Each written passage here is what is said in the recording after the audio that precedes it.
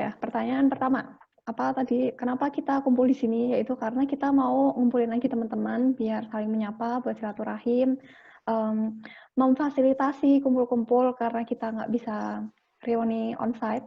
Sebelum masuk ke tema, aku di sini mau mengucapkan terima kasih ke sponsor-sponsor. Jadi ceritanya malam ini itu yang pertama ada donatur yang dengan sangat baik hati itu jadi yang membiayai Zoom Premium. Terima kasih kepada Mas Wajid. Silahkan teman-teman mengucapkan apresiasinya di chat ya. Terus habis itu hari ini kita ada sponsor. Sponsor itu yang berbaik hati memberikan sampel produk ke pengisi acara. Hari ini yang alhamdulillah dapat rezeki buat dikirim adalah moderatornya dan Mbak narasumber. Terima kasih kepada Tugu Bakery. Ya wes lah pokoknya dibaca sendiri ya. Keterbatasan kos, males lain balik. Terus habis itu ini di sini dikirimin Fuji brownies, kelihatan nggak? Kelihatan nggak cuy? Ini packagingnya lucu banget cuy. Terus habis itu ada cookiesnya. Cookiesnya ini baru rilis di acara ini. Terus sama satu lagi.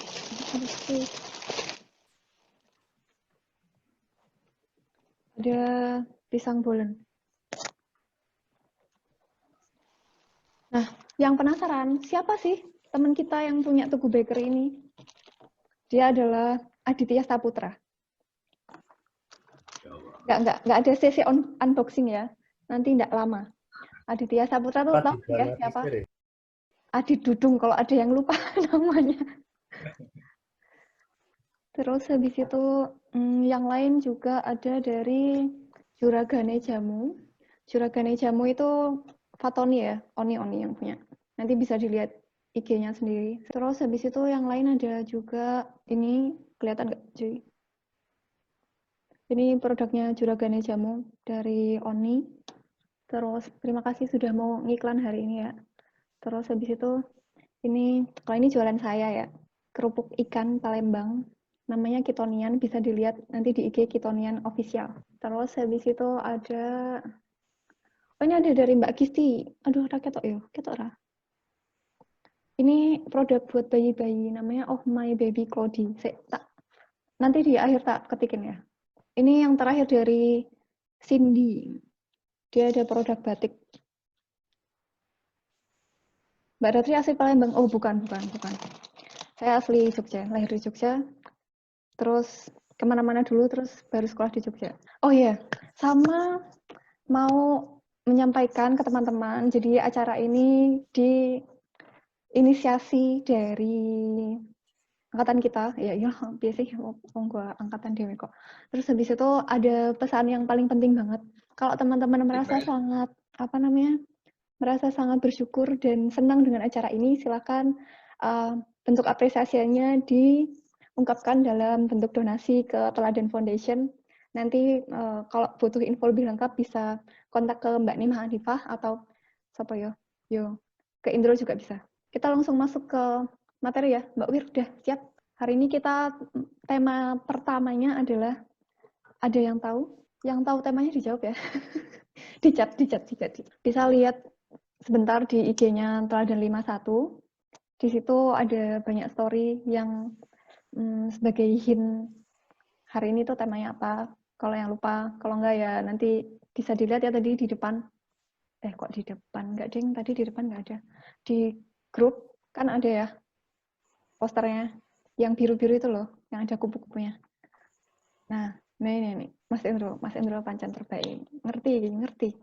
Temanya Biola di apa nih? Tentang mental health. Nah, menjaga kesehatan mental di kala pandemi. Udah pada tahu ya temanya apa.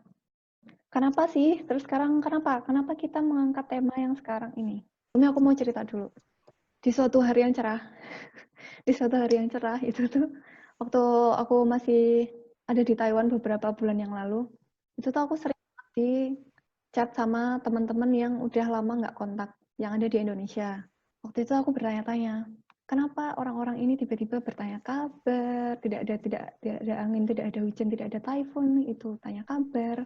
Terus tuh yang tadinya kalau misalkan pas zaman dulu di SMA tuh ya kita temenan kenal-kenal aja gitu loh, nggak sampai tanya banyak gitu. Itu kan aku tanya, kenapa kok tiba-tiba kontak? Karena aku orangnya nggak suka basa-basi sebenarnya, ya walaupun acara ini sekarang basa-basi. Itu modus. Oh enggak, ini kebanyakan cewek, tenang, tenang. Nah terus most of them itu cerita kalau bosen WFH, terus habis itu nggak bisa kemana-mana, terus mulai merasakan, aduh aku stres apa ini segala macam. Terus ada yang cerita yang setiap pagi itu dia workout di kamar karena nggak boleh kemana-mana. Terus habis itu kerjanya WFH, terus sekitar jam 10 pagi itu ke rooftop tempat tinggalnya gitu, berjemur sesuai sama anjuran dari pemerintah. Aku nggak tahu sih, soalnya aku nggak ngikutin berita di Indonesia. Karena waktu itu di Taiwan tuh nggak begitu kerasa kalau ada pandemi. Nah, tapi waktu begitu aku pulang, jadi aku pulang 2 minggu lalu. 2 minggu lalu itu sampai di bandara itu benar-benar kerasa yang, wow, mencekam sekali. Terus ada lagi cerita dari adik sepupuku itu kan dia masih usia sekolah. Terus habis itu bapaknya tuh cerita kalau anaknya susah tidur, sering insomnia, terus habis itu kayak gampang sedih. Terus apa ya? Dia kan ceritanya udah kelas 3 SMA kan. Mikir, oh bentar lagi mau ujian nih kayak gitu. Tapi sekolahnya tuh WFH, WFH. School from home ya apa? School as FH ya. Wes pokoknya PJJ. oh PJJ. Oh terima kasih Mbak Wiratul Anissa. Membantu sekali. Adik sepupuku tuh ngerasa kayak punya mengalami kebiasaan kayak gitu kan. Terus habis itu kan aku kan tanya via chat gitu. Kenapa? Itu kan. Apa kata dia tuh ini Mbak, apa kayak nggak bisa ketemu sama teman-teman. Terus habis itu kalau pas lagi sekolah itu kan sekolahnya online. Itu tuh ngerasanya garing nggak garing banget sih. Nggak bisa menangkap apa yang disampaikan guru tuh secara maksimal kayak gitu. Jadi mending belajar sendiri aja kayak gitu. Nah, terus dari banyak hal yang aku temui itu tuh aku tuh bertanya-tanya sebenarnya itu ini tuh normal nggak sih? Apa ini emang efek pandemi kayak gini? Terus kalau ada di posisi kayak gitu tuh kita tuh harus gimana gitu ya. Jadi pertanyaan-pertanyaan itu habis ini akan dijawab oleh narasumber kita, yaitu Mbak Wirdatul Anissa, yang udah ditata banget itu loh, lihat belakangnya ada lemari yang bukunya udah rapi banget. Aku nggak yakin itu kalau kalau hari-hari biasa apakah tampak rapi seperti itu. Terus itu ada gambar-gambarnya Mbak pakai hijab, tapi di atasnya ada daun-daun. Kalau teman-teman sendiri ngalamin kayak gitu nggak sih? Yang terutama yang dari bulan Maret ya di Indonesia tuh WFH. Coba yang pernah mengalami hal-hal yang kira-kira mirip serupa gitu silahkan tulis di kolom chat. Mungkin jadi insomnia, terus habis itu kayak gampang marah, sensitif, terus makannya jadi tambah banyak, atau kayak aduh aku suntuk banget ini, aku udah pengen main, yang biasanya bisa ke bioskop, ke mall, atau ke pasar, atau ngajak anaknya jalan-jalan. Terus mungkin atau kalau nggak dialamin sendiri atau keluarganya atau anaknya atau temennya gitu. Nah, silakan teman-teman yang pernah mengalami hal yang sama atau temennya atau apa, coba ditulis di bawah apa yang dialami kayak gitu selama pandemi ini. Kok Rono sih ngetek Ki? Coba Mas Faris Fadli. Ini biasanya rame loh. Ini Riza Rumania Ro'o. Pernah ngalami Rat pas awal-awal itu meriang. Cuma sehari itu sih. Ya, ya, ya. Ya, terus ada lagi yang lain atau ngerasa kayak sepi, ngerasa aduh aku kok kayaknya nggak nyaman ya, aku ngerasa kayak stres banget, kayak butuh hiburan, butuh piknik gitu. Bagi Mas Moko pernah ngalami juga ono sing mengalami kanker kantong kering. Awal-awal jadi banyak makan biar imun kuat. Apa pertanyaannya? Oh, ada Mbak Dian Utami. Halo, Mbak. Jadi pertanyaan tuh selama WFH ini, selama pandemi ini ngalamin apa sih? Kayak pernah insomnia enggak? Terus habis itu atau mungkin jadi lebih sensitif, kayak butuh piknik, terus kayak marah-marah sendiri, jadi ngegas-ngegas terus gitu loh. Oh ini Hovi, pernah Rat diisolasi di RS itu down banget rasanya. Oh, kemarin sempat ini ya, nakes ya. Iya benar luar biasa ini para teman-teman yang nakes. Semoga sehat selalu, diberi kekuatan dan kesabaran ya. Banyak makan tapi keterusan sampai sekarang ya. Nih kayak malah nyaman Rat, banyak waktu main sama anak. Oh iya iya iya. Iya benar. Yang tadi harus kemana-mana ya. Oh, iki wiku. Karena udah biasa jadi nggak terlalu kerasa. Iki kayaknya biasanya di tempat terpencil iki. Oh, dila. Stres lihat sosmed Rat, marahi mumet beritanya. Bener, bener. Pernah burn out kerja, bosen ngegame, bosen. Oh, yuk iki dotaan sih kayaknya. Mbak Juli. Dian Utami salah. Oh, aku happy sih WFH. Oh ya, alhamdulillah. Mas Indro. Karena memang sering di rumah jadi biasa aja. Mong paling dari lali dalan-dalan sekitar. Jadi ya ternyata teman-teman juga ngalamin hal yang sama selama pandemi dan WFH ini. Nah, oke, jadi mungkin udah saatnya narasumber kita memberikan informasi-informasi pengetahuan yang bermanfaat untuk kita semua ya. Silakan Mbak Wiratul. Oke, matur nuwun. Makasih Restri. Assalamualaikum teman-teman. Wah, aku tadi rapid nak ini. Waalaikumsalam. Waalaikumsalam. Ya, semoga sehat-sehat yo semuanya.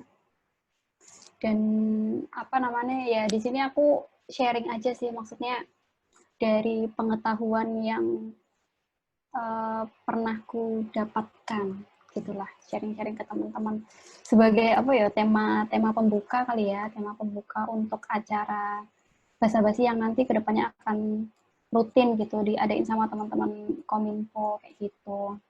Sebelumnya juga makasih juga untuk teman-teman yang udah sempat menyempatkan hadir terus mau sharing tadi pengalaman-pengalaman di awal pandemi gitu ya.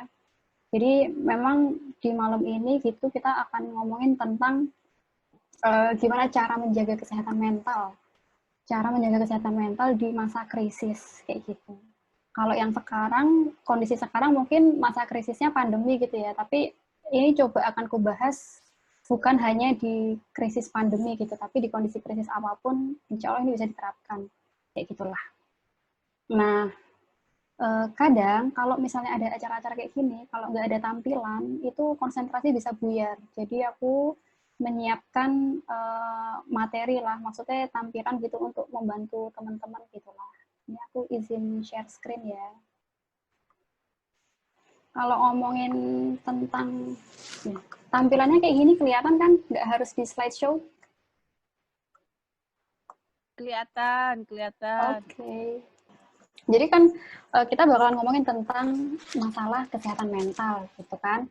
Tapi sebelum ngomongin tentang cara menjaga kesehatan mental, aku pengen memulai pembahasan ini dengan mengenalkan tentang apa sih sebenarnya kesehatan mental kayak gitu. Karena mungkin karena nggak bisa dipungkiri ya, mungkin bagi sebagian teman-teman tuh punya definisi sendiri-sendiri gitu tentang kesehatan mental. Terus juga ada yang mungkin udah mulai familiar sama isunya gitu kan, tapi juga ada yang mungkin ini sesuatu yang baru kayak gitulah, jadi punya kesan, masih ada yang mungkin memandangnya sebagai sesuatu yang negatif atau tabu kayak gitulah. Jadi aku pengen mencoba ini dengan membahas kira-kira kesehatan mental ki opo sih sakjane kayak gitu. Nah, mungkin teman-teman bisa ada yang mau nulis gitu di chat, misalnya apa sih yang teman-teman tahu? Bukan, tuliskan satu kata di chat yang menurut teman-teman itu menggambarkan tentang sehat mental. Aku pengen tahu. Ada nggak? Ketika ngomongin tentang sehat mental, satu kata yang terpikirkan itu apa? Damai, oke. Bahagia. Tentrem, apa? Loss ini loss. Loss rarewel. Ayem, oke. Damai, tenang, ayem, tentrem, bahagia gitu ya. Oke. Sebagian besar ngomonginnya, oke, sehat mental adalah tidak stres. Self-care. Tiga strip dan satu kata. Oke. Nah, itu tadi kan satu kata yang menggambarkan tentang sehat mental. Kalau satu kata yang teman-teman menggambarkan tidak sehat mental, ketika ngomongin tentang tidak sehat mental, kira-kira satu kata apa yang terpikirkan oleh teman-teman? Ngiwot ki apa coba? Ini boso ya ngiwot aku ora ngiwot. Lapar, ora tentrem, baiklah di strip biar satu kata. Stres, boleng. Boleng ki kayaknya suatu nama rak sih. Nama referensi rak sih. Tinggal salah satu anak SMA 1 unhappy, mawut. Oke. Oke, terima kasih teman-teman yang sudah menyampaikan pendapatnya gitu kan. Nah, sekarang kita mulai dengan apa sih sebenarnya sehat mental itu. Nah, kalau secara definisi WHO, sehat mental itu artinya adalah penilaian subjektif terhadap kesejahteraan psikologis, efikasi diri, otonomi, dan aktualisasi diri. Ini secara definisi dari WHO ya, Organisasi Kesehatan Dunia. Nah, kemarin kan ada yang nanya tuh, efikasi diri ki opo kayak gitu kan.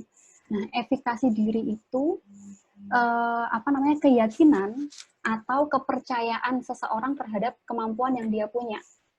Kalau misalnya kita ngomongin efikasi, jadi kalau misalnya seseorang itu efikasi dirinya positif, dia punya keyakinan yang positif sama kemampuannya.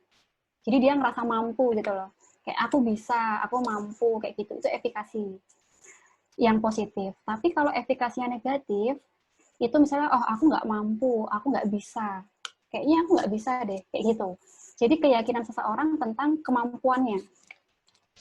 Nah, kalau otonomi itu terkait dengan kemampuan dia untuk memilih, kemampuan dia untuk membuat keputusan, untuk menentukan tindakannya dia, perilakunya dia, kayak gitu. Nah, kalau aktualisasi diri itu tentang gimana seseorang menggunakan potensinya untuk mencapai apa yang dia inginkan, gitu ya. Jadi, ini kan definisi agak ribetnya gitu. Tapi kalau misalnya kita ngomongin kriterianya jadi apa gitu kan, dan ini mungkin teman-teman juga pas mendengarkan ini mungkin juga bisa sambil nge-screening dirinya sendiri loh, kondisiku di state yang mana nih kayak gitu. Nah, jadi kalau misalnya kita ngomongin tentang sehat mental, itu tuh ada 4 kriteria yang bisa kita lihat. Yang pertama adalah mengenali potensi diri. Gitu. Jadi orang yang sehat mental itu dia bisa mengenali potensi dirinya. Potensi di sini itu terkait dengan kelebihannya apa, kekurangannya apa, kemampuannya segimana, kayak gitu. Kapasitas yang dia punya untuk menyelesaikan masalahnya sejauh apa. Jadi sadar diri lah, sadar sama modalitas apa sih? Ya, sadar sama kemampuan dirinya kayak gitu. Itu mengenali potensi diri. Nah, terus kriteria yang kedua, kriteria yang kedua itu adalah mampu mengatasi stres sehari-hari. Gitu. Nek menurut teman-teman, stres ini positif atau negatif? Biar nggak ngomong sendiri-sendiri, jadi Bu Guru ngasih pertanyaan. Stres itu positif atau negatif? Oke, ada yang bilang positif, ada yang bilang negatif. Pertanyaan kedua, kita bisa nggak menghindari stres? Jadi, jawaban pertanyaan yang pertama, stres itu sebenarnya netral. Jadi, stres itu bisa ngasih dampak atau efek yang positif ke kita, tapi juga bisa ngasih efek yang negatif ke kita. Jadi stres itu sebenarnya netral, kayak pandemi. Pandemi itu netral kan sebenarnya. Buat Joli, pandemi itu bikin happy gitu karena WFH gitu kan. Tapi buat tadi siapa? Wacet itu jadi pengennya makan terus kayak gitu. Bikin stres gitu, jadi pengen makan terus, nge-game terus kayak gitu. Nah, terus jadi stres itu netral ya. Terus yang kedua, apakah kita bisa menghindari stres? Jawabannya adalah enggak. Kita nggak bisa menghindari stres. Tapi kita bisa mengelola stres. Kita bisa mengatasi stresnya. Stres yang positif itu kayak apa? Contohnya adalah misalnya nih, ini kan pandemi nih kan, terus kita terbatas aktivitasnya, nggak bisa keluar. Kayak adikku lah, dia jadi nggak bisa kuliah, terus dia jadi nggak bisa ngerjain skripsi. Tapi gara-gara pandemi ini, dia malah jadi belajar bikin brownies. Jadi waktu yang ada itu dia pakai malah buat belajar bikin brownies. Jadi akhirnya gara-gara pandemi dia nambah kemampuannya, keterampilannya masak. Nah, itu berarti ini stres yang positif. Gitu. Atau misalnya mau ujian gitu kan.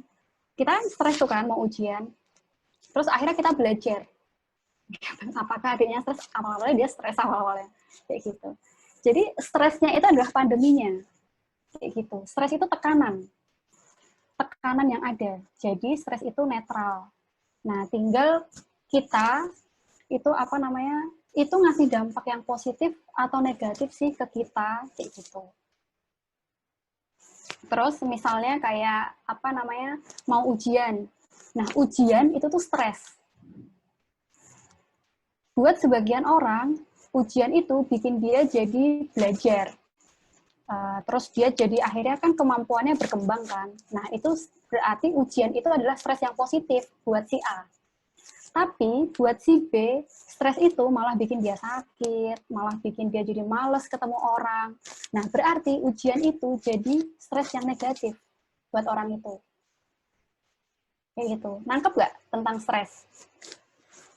Jadi sebenarnya stres itu netral kayak gitu. Nah, makanya stres tiap orang tuh beda-beda, subjektif banget. Sesuatu yang untukku itu bikin stres, belum tentu untuk orang lain itu bikin stres, bikin tertekan, kayak gitu. Makanya itu subjektif, dan itu sangat keseharian gitu. Jadi kita tuh nggak bisa yang namanya menghindari stres, tapi kita bisa mengatasi atau mengelola stresnya itu. Nah, orang yang dalam kondisi mental yang sehat, dia akan bisa mengatasi stres sehari-harinya. Kayak gitu. Jadi, stres nggak bisa dihindari, bisanya dikelola. Salah, cuy. Nah, terus habis itu, kayak gitu ya. Jadi, orang yang dalam kondisi mental yang sehat, jadi dia bisa mengatasi stres sehari-harinya. Kayak gitu. Contoh misalnya, mungkin teman-teman bisa kayak ngecek gitu ya. Ketika dalam kondisi yang positif, kayak gitu ya, dalam kondisi yang positif, dalam kondisi yang damai, yang tenang, gitu ya. Nah, terus ada masalah. Kira-kira kalian bisa mengatasi itu nggak? Bisa mengatasi masalah itu nggak? Biasanya bisa, karena kondisi kita lagi istilahnya fit gitulah. Tapi ketika kita dalam kondisi mungkin mikirin kerjaan atau mungkin bosen 6 bulan di rumah terus kayak gitu, atau mungkin ada masalah yang lain gitu. Ada masalah kecil yang biasanya bisa kita atasi, itu jadi nggak bisa kita atasi. Kayak gitu. Nah, itu contohnya gitu. Terus, kemudian yang ketiga, kriteria orang sehat mental itu yang produktif. Produktif di sini adalah dia bisa melakukan sesuatu, dia bisa aktif melakukan sesuatu. Kayak gitu. Makanya, tanda kalau mental kita lagi nggak sehat, itu salah satunya adalah mager. Mager-mageran, males, bawaannya pengen tidur, kayak gitu. Atau bawaannya pokoknya nggak mau ngapa-ngapain lah, kayak gitu. Itu kayak gitu. Nah, terus yang keempat, kriteria sehat mental itu adalah ketika kita bisa bermanfaat atau berkontribusi bagi lingkungan. Misalnya kayak bisa berinteraksi lah, bersosialisasi kayak gitu, atau ya kita bisa membantu orang lain, menolong orang lain gitu. Makanya orang kalau dalam kondisi mentalnya itu nggak sehat, biasanya dia terus jadi malas untuk ketemu sama orang kayak gitu. Terus misalnya biasanya dia itu bisa kerja sehari itu dia tidur itu sehari paling bisa cuma cukup 4 jam gitu kan, tapi karena kondisi mentalnya lagi nggak sehat, jadi bawaannya tuh pengen tidur seharian kayak gitu.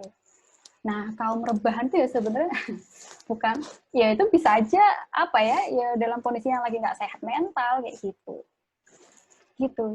Nah, itu kira-kira ini ya. Jadi 4 kriteria ini yang sebenarnya bisa kita lihat mentalku tuh lagi sehat atau enggak sih sebenarnya kayak gitu. Oke. Next, ini. Tapi yang perlu teman-teman pahami gitu kan, ini juga yang sering salah paham gitu ya. Orang-orang akeh kok. Yang teman-teman perlu pahami adalah bahwa sehat mental dan sakit mental itu bukan dua sisi mata uang yang berlawanan. Jadi ibaratnya gini, kalau aku selalu menganalogikan itu kayak garis inilah. Jadi dia tuh kontinum. Kayak kita sakit fisik. Ini perumpamaannya itu sama. Jadi kayak kita sakit fisik. Misalnya nih, fisik kita sehat. Terus kita nggak makan kita nggak teratur, terus mungkin begadang gitu ya, banyak kerjaan, banyak pikiran, kan fisik kita ngedrop, ya nggak sih? Nah, terus ketika fisik kita ngedrop, kita minum vitamin, atau kita istirahat, atau kita minum obat dari dokter, itu kan kemudian dari yang kondisi fisik ngedrop itu, terus jadi sehat lagi. Ya nggak? Nah, kondisi mental kita tuh juga kayak gitu. Jadi kita itu tuh bisa aja dalam kondisi sehat mental, jadi bisa produktif, bisa bisa mikir yang positif, bisa bisa bersosialisasi sama yang lain gitu. Tapi ada kalanya kondisi kesehatan mental kita itu tuh dalam kondisi yang sakit, terus jadi kayak males buat ketemu sama orang, atau bawaannya cemas terus, atau jadi mager, nggak mau ngapa-ngapain, pengennya tidur, nggak nafsu makan, kayak gitu.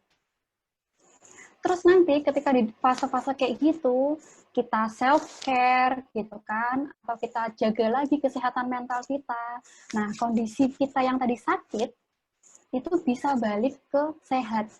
Gitu. Jadi kontinum, kayak garis yang hitam ini, dia bisa bergeser ke arah sehat atau ke arah sakit. Kayak gitu. Dan ini normal banget gitu, wajar banget kalau kita ada di kondisi-kondisi kayak gitu. Jadi misalnya tuh kayak tadi, berhari-hari males, mager, nggak mau ngapa-ngapain, nggak nafsu makan, kayak gitu kan. Terus biasanya nek dijak kumpul neng angkringan gelem tapi ra gelem. Nah, bisa jadi saat itu kondisi mentalnya dia lagi nggak begitu sehat. Misalnya di area-area oranye ini kayak gitu. Tapi terus kemudian dia menjaga kesehatan mentalnya, dia melakukan upaya-upaya untuk menjaga kesehatan mentalnya, dia bisa ngatasi stresnya pelan-pelan, akhirnya kondisinya bergeser ke arah hijau ini. Gitu. Nah, contohnya itu kayak misalnya orang yang habis kena bencana, itu kan bisa ya, dia dalam kondisi di hijau, dalam kondisi sehat mental, terus karena habis bencana, kehilangan orang yang di keluarga dekat misalnya, terus kan berduka, terus jadi nggak nafsu makan, terus jadi nggak bisa kerja, gitu kan. Nah, kondisinya kan langsung geser ke arah oranye atau merah ini. Kayak gitu. Jadi itu bukan dua sisi mata uang yang berlawanan. Jadi kita itu sangat bisa kondisinya itu dari kondisi sehat ke kondisi sakit. Atau kayak misalnya pas awal-awal pandemi, tadi kan siapa ya yang bilang, Wiku ya, kan bilang mungkin di awal-awal pandemi itu cemas bawaannya, terus pola tidurnya jadi berubah karena WFH, karena jam kerja itu jadi kayak nggak ada batasan kayak gitu kan, atau banyak kepanikan yang lain. Nah kan bisa aja kondisinya itu di daerah oranye, tapi karena pandeminya udah 6 bulan, dia udah terbiasa dengan hal itu gitu kan, cemasnya berkurang, jadi lama-lama kondisi kesehatan mentalnya dia tuh bergeser ke hijau ini gitu. Kebayang ya kira-kira ya. Maaf. Oke, nah next. Terus yang perlu dipahami adalah bahwa kesehatan mental itu bukan hanya tentang nggak ada gangguan jiwa gitu. Jadi nggak bisa kita bilang, oh aku nggak punya depresi, aku nggak punya bipolar, berarti aku orang yang sehat mental. Belum tentu. Gitu. Meskipun kita nggak punya diagnosis gangguan jiwa, tapi itu juga tidak menjamin kalau kita itu sehat mental. Kenapa? Karena bisa jadi tadi 4 kriteria itu kita nggak memenuhi itu. Gitu. Nah, kalau ngomongin tentang kondisi kesehatan mental, ini sebenarnya ada 4. Yang pertama adalah yang paling bawah itu ya, jadi nggak ada masalah, kayak ya hidupnya tenang gitu, atau ada masalah tapi dia tetap bisa happy gitu, ada masalah tetap dia bisa merasa damai kayak gitu. Nah, itu kondisi itu bisa dibilang kondisinya sehat mental gitu. Nah, terus yang mental distress ini contohnya adalah ketika orang itu udah ngerasain dampak negatif dari stres sehari-harinya dia.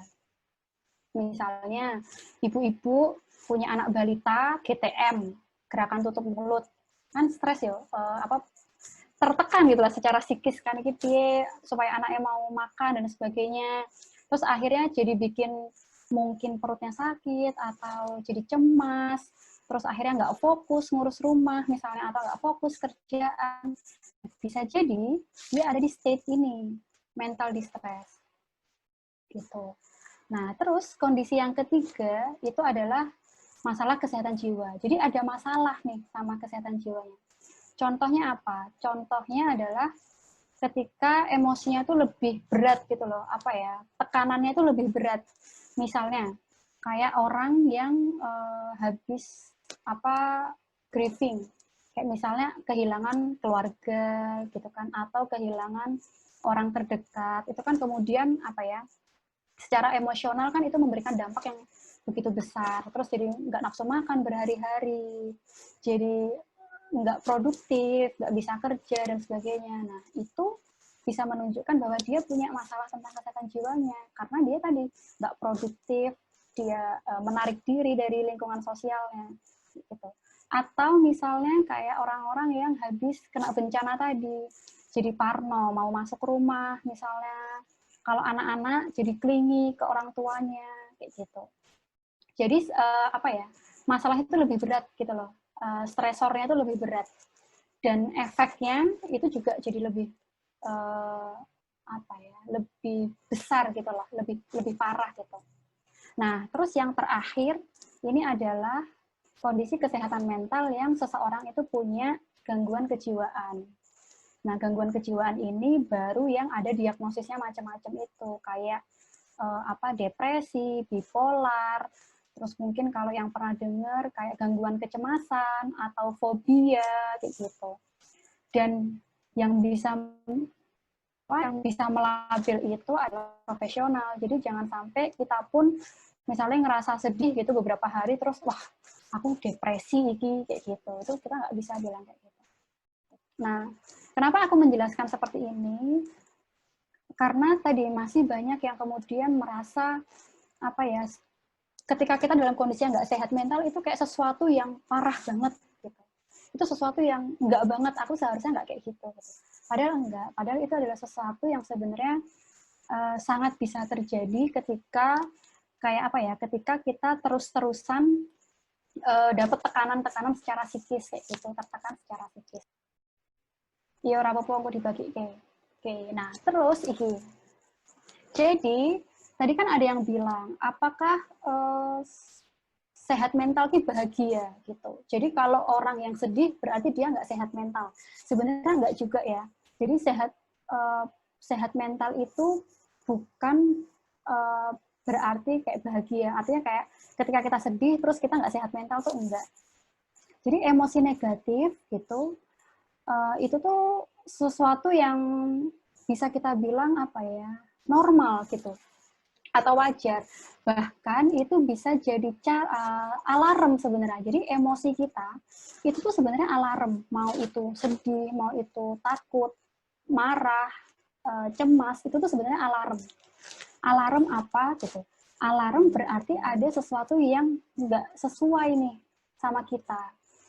Gitu. Jadi itu respon sebenarnya, respon terhadap masalah-masalah yang kita hadapin. Misalnya ketika kita kecewa, kan berarti oh ada sesuatu yang nggak sesuai dengan apa yang kita harapkan, kan kayak gitu toh misalnya. Atau ada emosi marah, oh itu mungkin ekspresi dari rasa putus asa, udah plan kayak gini macam-macam, tapi kenyataannya ternyata nggak sesuai dengan rencana kita, nah terus kan jadi marah gitu. Jadi itu sesuatu yang normal gitu. Dan orang yang sehat mental itu bukan berarti dia itu nggak mengalami permasalahan gitu. Tapi sehat mental itu ketika dia mengalami masalah dan kemudian dia bisa mengatasi masalah itu. Dia bisa tetap produktif, dia tetap bisa bersosialisasi dengan baik sama orang-orang yang ada di sekitarnya. Gitu. Sama kayak gejala fisik, nah itu ono dokter ya, tapi mungkin nanti bisa diralat gitu kan. Kayak misalnya ketika kita batuk, itu kan belum tentu kita tuh kayak punya sakit sesuatu gitu kan, tapi bisa jadi itu karena respon tubuh kita karena kecapean misalnya, atau karena kondisi tubuh yang lagi nggak sehat, kayak gitu. Nah, jadi ketika tadi misalnya teman-teman bilang kalau waktu di awal-awal sempat cemas, sempat sedih, kayak gitu, itu sebenarnya adalah reaksi yang normal. Nggak usah dalam kondisi pandemi, bahkan dalam kondisi-kondisi yang lain, kondisi krisis, itu juga sebenarnya adalah reaksi yang normal gitu. Misalnya ibu-ibu gitu ya, awal-awal punya anak pertama gitu kan, itu kan pengalaman pertama. Terus ada rasa cemas misalnya, ngurusi anaknya bener atau enggak, misalkan kayak gitu. Atau misalnya tertekan karena pola tidur yang berubah. Nah, itu hal yang wajar gitu. Karena di situasi itu ada perubahan ekstrim. Itu bukan bukan sesuatu yang normal buat dia gitu. Itu sesuatu yang baru. Kayak gitu. Jadi sebenarnya reaksi-reaksi kayak gini, ini adalah reaksi-reaksi yang normal di situasi yang tidak normal.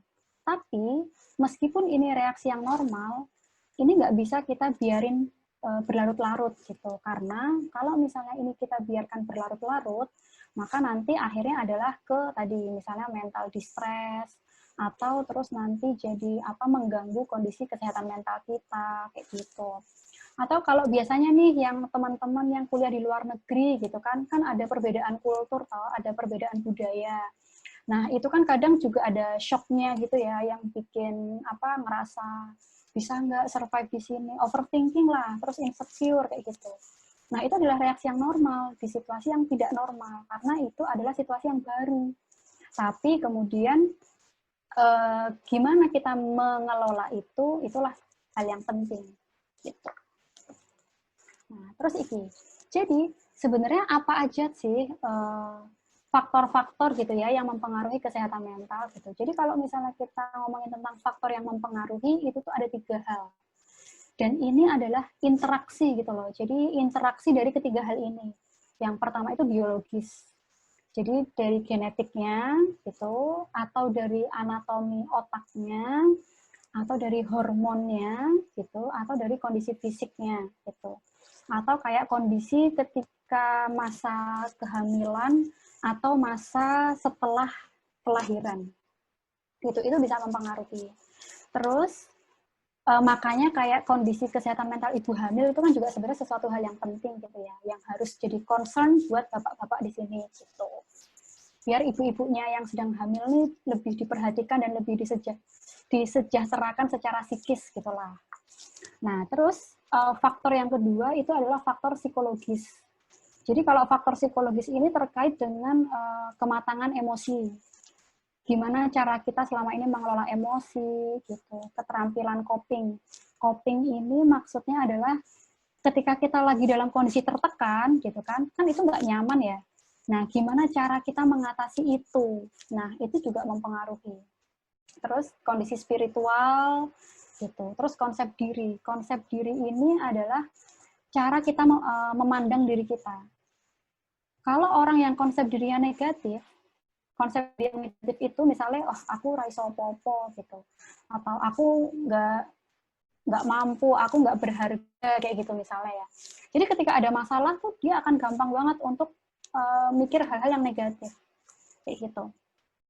Nah tapi kalau orang yang konsep dirinya positif, dia akan ketika ada masalah tuh mudah untuk dia berpikir optimis gitu, atau berpikir secara positif gitu. Nah terus kemudian faktor yang ketiga itu adalah keluarga, kayak gitu. Misalnya pola asuh atau lingkungan keluarga, terus juga peer gitu, lingkungan pertemanan kayak gitu. Terus kondisi finansial, kondisi lingkungan, media atau kerjaan kayak gitu.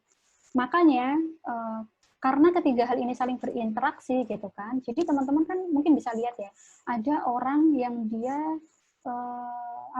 kondisi finansialnya tuh parah, istilahnya susah banget lah kalau kita lihat gitu. Tapi dia bisa tenang, dia bisa tetap sehat gitu ya mentalnya gitu. Karena bisa jadi secara biologis dan psikologis dia kuat. Jadi akhirnya ini tidak berdampak terhadap kesehatan mentalnya. Kayak gitu. Jadi itu interaksi dari ketiga hal ini. Gitu. Tapi ada mungkin orang yang masalahnya ada masalah gitu, tapi karena dia penyelesaian masalahnya kurang oke gitu kan, terus secara biologis juga karena udah saking stres terus-terusan kayak gitu, terus memang orangnya mungkin modelnya pencemas kayak gitu, jadi akhirnya ngefek ke kondisi kesehatan mentalnya gitu. Makanya orang-orang yang pencemas, yang tipe pencemas itu dia mudah banget untuk kemudian kondisi kesehatan mental ini mudah terganggu gitu. Kalau misalnya dia pencemas tapi dia nggak bisa mengelola cemasnya itu, kayak gitu. Nah, terus ini. Jadi ini tadi kan ada beberapa yang nanya ya. Jadi ini sebenarnya hal-hal yang bisa kita coba cari tahu ke diri kita sendiri. Screening. Ketika seseorang itu dalam kondisi tertekan secara psikis, ada 4 hal yang bisa kita lihat atau amati gitu ya. Kalau dari segi perasaan, biasanya orang-orang yang tertekan secara psikis, itu tuh dia jadi lebih sensitif. Gitu. Jadi misalnya kalau dalam kondisi stres gitu ya, dia jadi lebih sensitif. Misalnya biasanya kalau diajak bercandaan tuh dia masih bisa enjoy gitu kan, dia bercandain balik kayak gitu. Tapi ketika dia dalam kondisi tertekan secara psikis gitu atau mentalnya lagi nggak sehat gitu, nah dia bisa aja tuh sensitif sama candaan-candaan itu gitu. Padahal biasanya dia nggak apa-apa gitu. Atau misalnya kayak sensitifnya tuh jadi gampang nangis gitu kan, atau gampang sedih kayak gitu. Itu juga bisa jadi tanda-tanda. Nah, terus kemudian gampang marah, misalnya senggol bacok gitu ya. Jadi ada apa dikit langsung marah, langsung nggak bisa kekontrol kayak gitu. Atau ada perubahan mood yang berlangsung lama. Jadi mungkin kayak gini, pernah nggak sih teman-teman itu ada masa di mana beberapa hari itu bawaannya tuh kayak bad mood gitu, kayak mau makan makanan yang disuka atau misalnya mau ngelakuin aktivitas yang biasanya disukai itu tuh kayak nggak minat gitu loh. Nah itu juga coba deh dicek, biasanya di saat-saat seperti itu mungkin ada masalah-masalah yang mengganggu gitu, atau ada pikiran-pikiran yang mengganggu yang bikin kita tuh stres di kondisi itu kayak gitu. Terus habis itu kalau dari segi pikiran, orang yang dalam kondisi kondisi kesehatan mentalnya itu tadi mengarah ke oren atau ke merah tadi, itu dia jadi susah konsentrasi, jadi nggak konsen gitu. Terus habis itu gampang ke distract gitu, karena nggak fokus kan, dia jadi akhirnya gampang ke distract. Atau misalnya pikirannya jadi kosong, kayak ya pikiran kosong, ngerti lah ya. Terus juga gampang ada ide-ide ngerasa nggak berguna gitu, ngerasa wah madesu gitu ya, masa depan suram kayak gitu. Atau gampang berpikiran negatif. Berpikiran negatif tuh misalnya kayak entah berpikiran negatif ke diri sendiri atau berpikiran negatif ke orang lain. Kayak misalnya, oh kayaknya ini aku nggak bisa deh, atau misalnya, kok kayaknya dia gini-gini ya ke aku gitu, oh kok kayaknya dia meninggalkanku gitu, atau oh kayaknya dia marah sama aku gitu. Jadi kayak mudah berpikir hal yang negatif. Termasuk overthinking tadi, itu sebenarnya biasa terjadi gitu ke orang-orang yang lagi dalam kondisi mentalnya lagi nggak sehat. Kayak gitu. Jadi karena apa-apa tuh jadi dipikirin gitu. Dan biasanya orang-orang yang overthinking itu pasti pikiran-pikirannya adalah pikiran-pikiran yang negatif. Kayak gitu. Kalau teman-teman ada yang kurang dipahami bisa ditanyain ya di chatnya. Nah, terus yang ketiga itu adalah dari segi perilaku. Coba deh diamati ketika ketika lelah gitu ya secara mental gitu atau stres itu tadi. Biasanya ada perubahan pola makan atau pola tidur. Tadi, yang biasanya mungkin tidur 4 jam itu udah cukup. Nah, terus jadi berubah. Jadi antara nggak bisa tidur atau malah jadi tidurnya kebanyakan. Kayak misalnya seharian atau jadi 10 jam kayak gitu. Jadi ada pola yang berubah dari rutinitas kita sehari-hari. Atau ada pola yang berubah terkait makan. Jadi misalnya jadi nggak nafsu makan atau malah makannya jadi banyak. Makanya untuk orang-orang yang dia stres itu tadi, itu tuh ada yang obatnya itu malah jadi ada yang terus malah karena stres terus jadi makannya banyak banget kayak gitu, jadi makan terus kayak gitu misalnya. Jadi kayak perubahan berat badan yang signifikan itu juga sebenarnya bisa kita lihat, apalagi kalau kelihatannya nggak sehat. Contoh, ada orang itu dia saking stresnya sampai turun 15 kilo. Dan mukanya tuh jadi pucet, jadi kayak nggak sehat gitu loh. Nah, itu udah kelihatan banget kalau itu karena faktor stres. Gitu, faktor distres itu tadi. Terus dari perilaku itu adalah produktivitasnya menurun. Misalnya kayak teman-teman gitu ya, sehari gitu bisa fokus berapa jam, terus akhirnya jadi cuman bisa fokus ngerjain sesuatu itu cuman jadi drastis cuman bisa bertahan setengah jam atau 1 jam kayak gitu, atau jadi mager ngapa-ngapain kayak gitu. Jadi ada produktivitas yang menurun gitu. Terus secara perilaku misalnya menarik diri gitu, jadi malas ketemu orang, malas chattingan, malas bales DM, malas bales PM, ada telepon malas buat ngangkat kayak gitu, malas keluar kamar kayak gitu. Itu juga bisa jadi tanda kalau kita itu sedang dalam kondisi tertekan secara psikologis. Nah, terus ada juga yang kemudian pelarian ke hal-hal yang negatif, kayak misalnya jadi larinya ke game gitu kan. Terus juga ada yang mungkin larinya ke ke medsos gitu, atau misalnya ke film drakor kayak gitu, terus seharian ngabisin berapa film itu misalnya gitu. Jadi atau rokok gitu. Jadi akhirnya pelarian ke hal-hal yang negatif dan lama-lama jadi kecanduan misalnya kayak gitu. Terus makanya kalau misalnya kita ngelihat nih anak gitu, atau misalnya pasangan atau misalnya teman atau keluarga gitu ya, kok tiba-tiba mager, jarang ngobrol, padahal biasanya ngobrol gitu kan. Nah, dan itu bisa terjadi selama beberapa hari, kita bisa coba untuk cross check atau amati, jangan-jangan emang ada sesuatu yang mengganggu dia gitu secara psikis.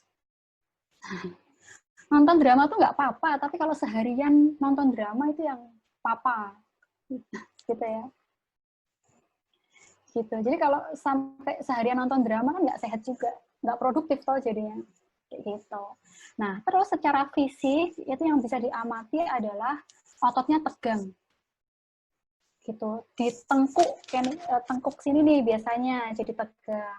Atau kita tuh kayak gampang capek gitu loh, padahal nggak habis lari-lari, padahal juga nggak habis ngapa-ngapain gitu, tapi rasanya tuh capek gitu. Atau misalnya rambut rontok, kayak rambut rontok tuh juga bisa ya. Terus jerawat, gitu. Jerawat itu juga bisa jadi tanda kalau kita tuh dalam kondisi distress, gitu. Atau tekanan darahnya nggak normal. Ada orang yang kalau dia di-stres itu terus tekanan tensinya tuh jadi naik tinggi banget atau jadi ngedrop rendah banget kayak gitu. Atau yang punya riwayat MAH atau asma itu jadi kambuh kayak gitu. Iya nggak dokter? Nah, jadi kambuh gitu kalau dia lagi dalam kondisi di-stres tuh terus jadi MAH-nya atau asma itu jadi kambuh kayak gitu.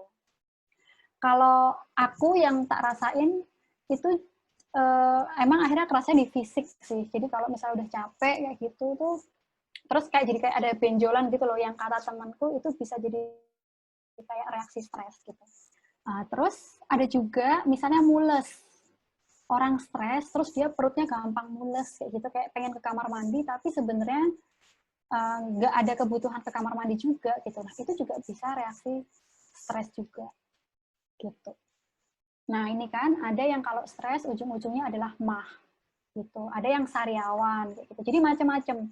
Tiap orang tuh punya reaksi yang beda-beda. Nah, kita nih perlu kenal kalau lagi stres itu reaksinya apa biasanya. Jadi, kalau misalnya kita ngerasa nggak ada apa-apa, kok tiba-tiba reaksi ini muncul, itu bisa jadi kayak alarm. Oh, berarti aku itu dalam kondisi di-stres ini tuh sebenarnya.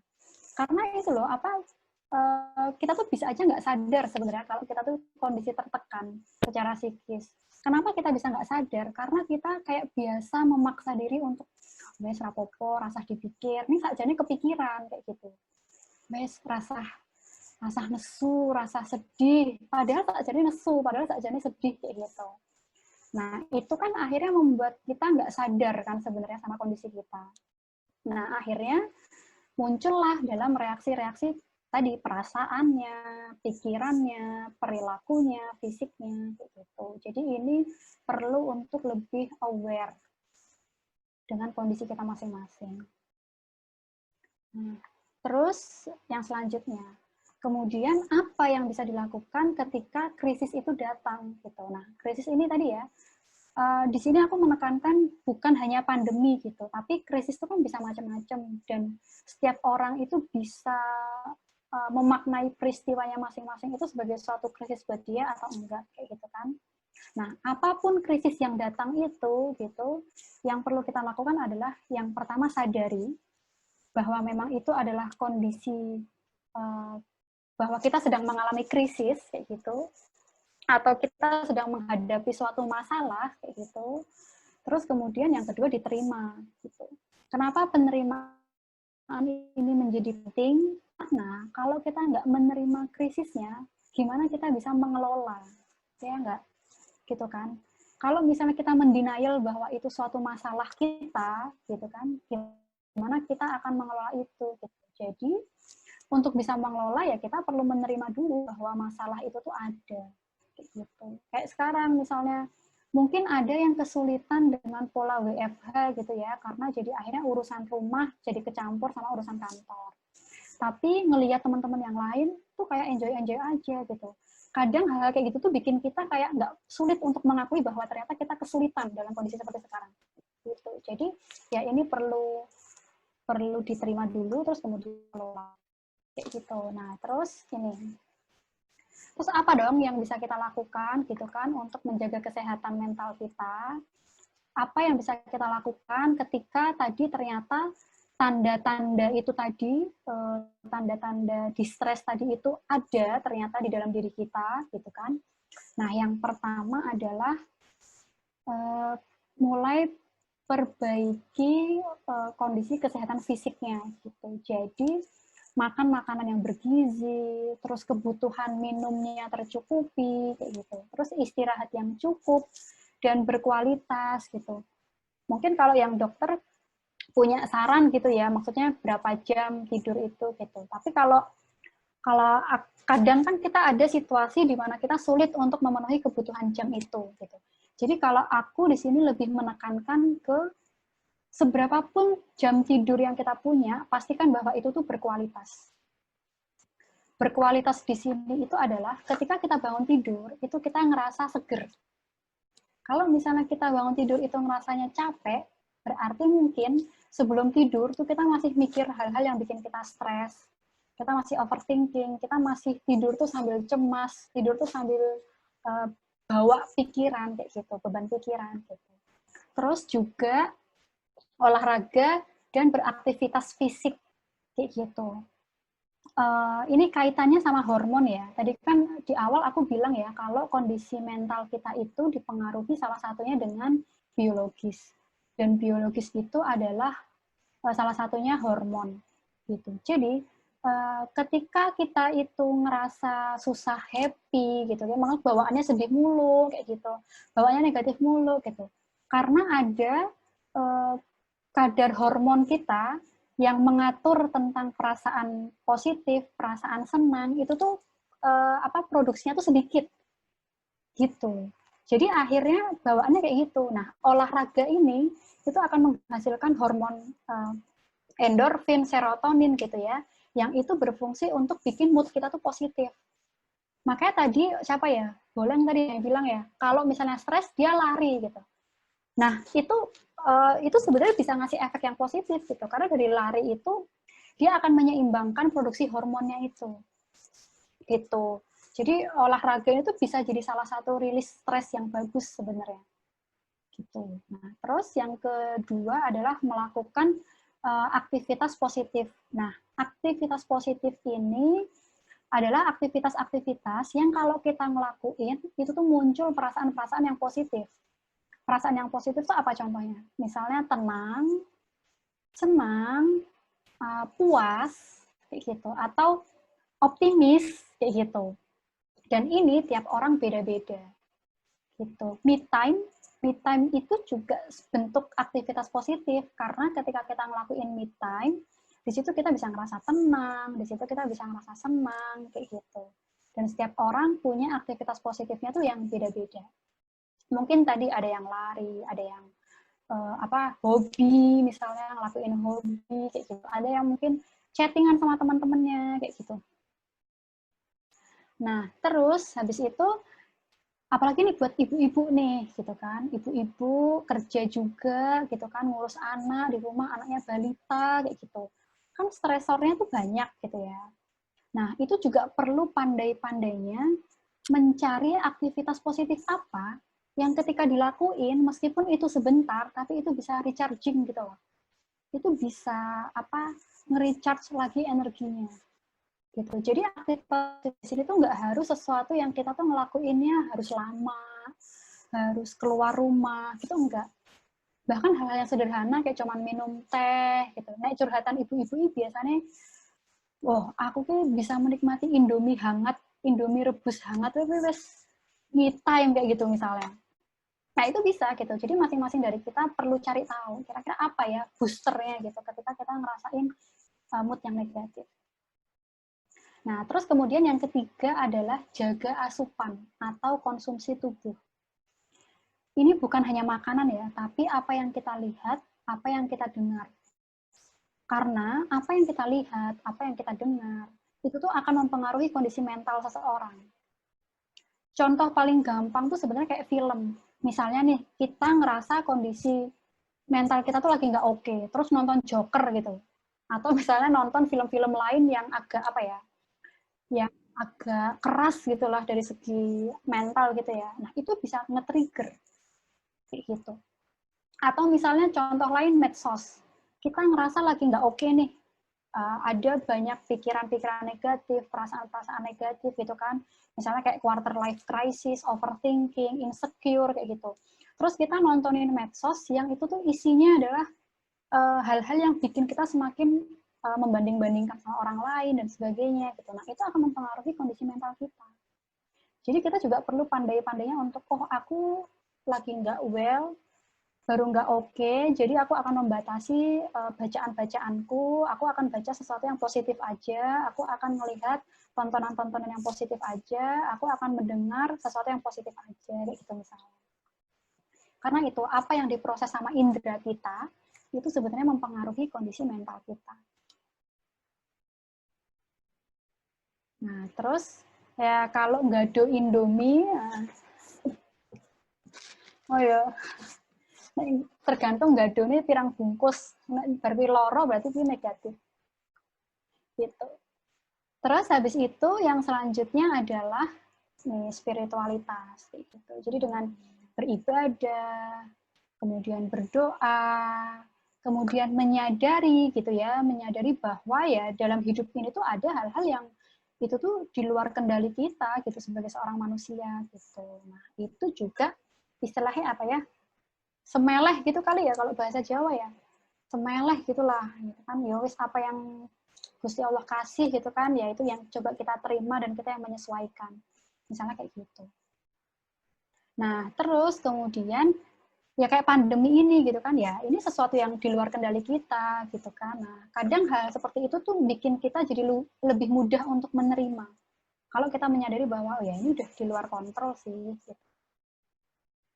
Nah, terus support system. Nah, ini juga suatu hal yang penting gitu untuk teman-teman itu punya siapa sih orang-orang yang kira-kira bisa ngasih support yang positif kayak gitu, entah itu keluarga, entah itu teman gitu, entah itu grup teladan 51 gitu kan, jadi support system, misalnya penat sama kerjaan terus ngereceh di grup kayak gitu, itu kan juga sebenarnya bisa jadi support system.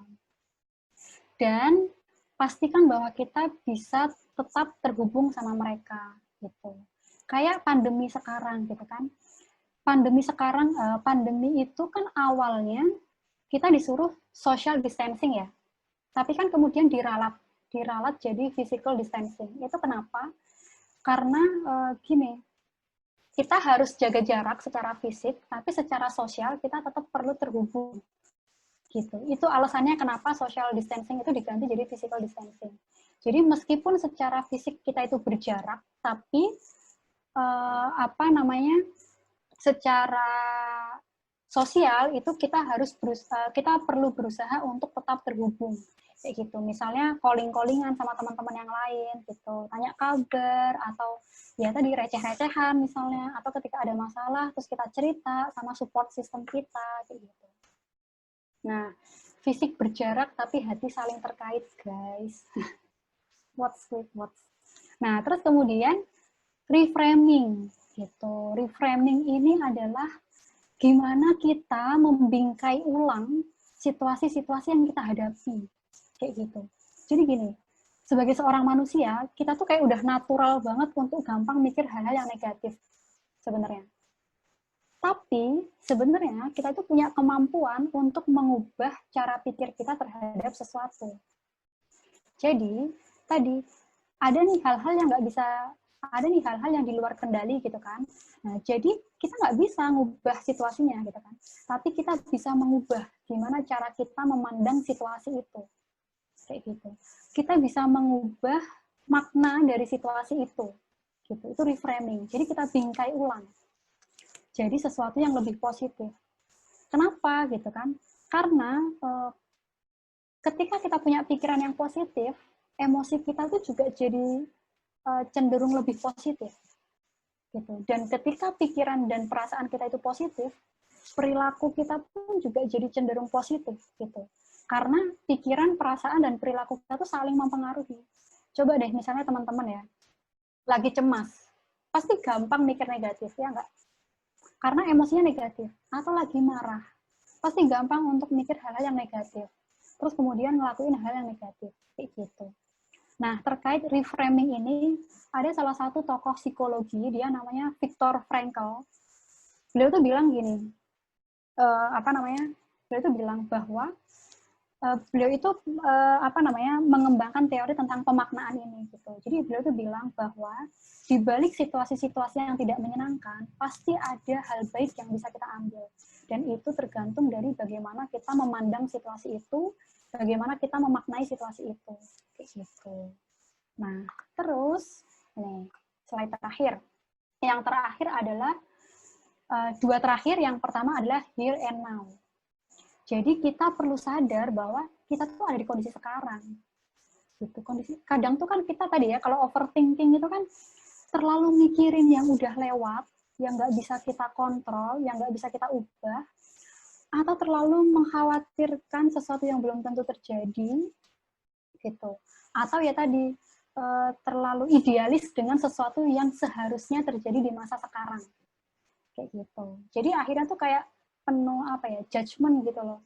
Oh, harusnya nggak kayak gini, atau wah coba dhisik aku koyo ngene iki, mesti ra koyo ngene, misalnya kayak gitu. Atau besok gimana ya masa depanku, atau misalnya mungkin kayak karir dan lain sebagainya kayak gitu. Oke, meh bel pulang sekolah. Nah itu ya, jadi here and now. Contoh here and now itu adalah ini. Contoh orang nggak here and now itu contohnya kayak gini. Misalnya kita kalau tiap hari gitu ya, misalnya sekolah kan di SMA 1 atau dekat perempatan itu Wiro Brajan itu. Hampir tiap hari itu kita dari rumah itu ke sekolah. Jadi kita tuh udah apal sama sama rutenya. Nah, terus hari Minggu niatnya kita itu keluar dari rumah buat pergi ke mana misalnya Sunmore gitu, UGM. Nah, kita karena lagi nggak here and now, tuh kita refleks bawa motor itu ke sekolah. Pernah nggak kayak gitu? Jadi niatnya mau kemana, tapi kita tuh spontan aja gitu. Badannya perginya malah kemana gitu. Atau niatnya mau ngelakuin apa gitu, tapi ternyata kita malah ngelakuin sesuatu yang lain. Nah, itu adalah contoh kita tuh nggak here and now. Itu contoh kalau kita tuh nggak fokus sama apa yang lagi kita kerjain. Kayak gitu. Nah, jadi orang yang here and now itu, atau misalnya kayak sekarang. Ini sekarang kan aku lagi ngomong kayak gini gitu ya. Tapi bisa jadi pikiranku itu kemana-mana. Nah, itu nggak here and now. Here and now itu adalah aku sekarang lagi ngomong di sini, pikiranku di acara ini, badanku di acara ini. Kayak gitu, itu here and now. Nah, jadi kita perlu belajar seperti itu, fokus cara belajarnya gimana. Cara belajarnya adalah cobalah untuk menikmati aktivitas-aktivitas sederhana aja, kayak misalnya makan, coba deh dirasain. Kapan terakhir ngerasain bener-bener makanan yang dimakan? Gitu. Atau misalnya, kapan terakhir ngerasain kalau lagi nafas? Mungkin kalau aku nggak nyebut tentang napas, mungkin teman-teman juga nggak ngeh, oh iya aku mau ambekan kayak gitu. Tapi karena aku bilang kayak gini, terus jadi akhirnya, oh iya ya kita lagi nafas sekarang. Gitu. Jadi here and now tuh gitu. Kita menyadari kita tuh sekarang ada di lagi apa, kondisinya kayak gimana. Gitu. Nah, terus, nggak here and now waktu makan tuh juga kayak gitu. Misalnya lagi maem gitu ya sambil nonton TV, terus reti-reti maemnya entek kayak gitu, nggak sadar kalau udah makan banyak gitu, itu juga nggak here and now kayak gitu. Ya mindfulness kayak gitu. Mindful. Oh, Wildatul yang mati ya? Wildatul koneksinya mati ya? Iya kayak. Mari kita cek dulu Mbak Nasumnya. Sabar ya para netizen. Oh ya, yang mau tanya-tanya bisa kirim pertanyaannya dulu, chat ke private ke aku bisa, atau ke nggak private juga nggak apa-apa. Sorry. Iya, alhamdulillah sudah kembali Mbak. Gimana udah restart modem? Aku ganti paket data, IndiHome kaput, error. Luar biasa dedikasi narsum kita. Terima kasih ya Mbak. Ini aku share via ini. Bisa kan? Bisa. Monggo. Oke, lanjut ya. Terakhir, itu tadi. Kadang yang bikin kita itu jadi ngerasa cemas, ngerasa panik sendiri gitu kan, atau ngerasa frustrasi gitu kan, itu karena kita tuh fokusnya sama hal-hal yang nggak bisa kita kontrol. Jadi kayak kita tuh ngerasanya udah usaha kayak gimana tuh kayak nggak ada hasilnya gitu. Karena bukan karena kita kurang usahanya, tapi karena fokus kita itu sama hal-hal yang udah jelas-jelas nggak bisa kita apa-apain. Gitu. Jadi kalau misalnya kita fokusnya sama hal-hal yang masih bisa kita kontrol, itu akan menumbuhkan sense of control gitu. Jadi kita ngerasa lebih tenang. Gitu. Nah, apa aja hal-hal yang nggak bisa kita kontrol? Kira-kira apa hal yang nggak bisa kita kontrol? Hal-hal yang nggak bisa kita kontrol itu yang pertama adalah sikap atau omongan orang. Itu kita nggak bisa kontrol. Terus kayak perilaku orang lain ke kita, itu nggak bisa kita kontrol. Terus kayak waktu kita nggak bisa kontrol. Masa lalu kita udah nggak bisa apa-apain. Masa depan kita bisa berusaha, tapi hasilnya kayak gimana, kita juga nggak bisa apa-apain, gitu kan. Terus kayak kebijakan pemerintah, ketetapan Tuhan, ketetapan Allah, itu kan juga di luar kontrol kita. Kayak gitu. Nah, cuaca itu juga nggak bisa kita kontrol. Kayak gitu. Terus apa dong yang bisa kita kontrol, gitu kan? Yang bisa kita kontrol adalah pikiran kita, gimana kita berespon, gimana emosi kita untuk merespon itu, gimana kita mau berusaha terhadap situasi itu. Nah, itu adalah hal-hal yang bisa kita kontrol. Kayak gitu. Jadi, kayak pandemi sekarang, kita nggak bisa ngontrol pandeminya nih, gitu kan. Tapi kita masih bisa ngontrol, oke, sekarang pandemi, terus kita mau ngapain sekarang? Nah, itu usaha itu yang bisa kita kontrol. Jadi, mendingan waktu dan usaha yang kita punya itu dipakai untuk fokus ke hal-hal yang masih bisa kita lakuin atau hal-hal yang masih bisa kontrol di situasi-situasi yang emang itu udah nggak bisa kita apa-apain. Kayak gitu. Mungkin itu materinya. Kalau ada teman-teman yang mau sharing atau mau tanya, atau tadi udah tanya, belum kutanggepin, boleh, silakan. Terima kasih. Ini di stop share atau dipajang C atau gimana? Oh, bebas, Wir. Ini aku sambil lihat pertanyaannya dulu ya. Banyak banget sih. Oh, ini Jadi kayaknya apa ya? Oh, ada yang nanya gini. Tadi ada yang japri. Kalau misalnya kita sedih terus sampai pusing, gitu ya, itu udah nggak sehat ya.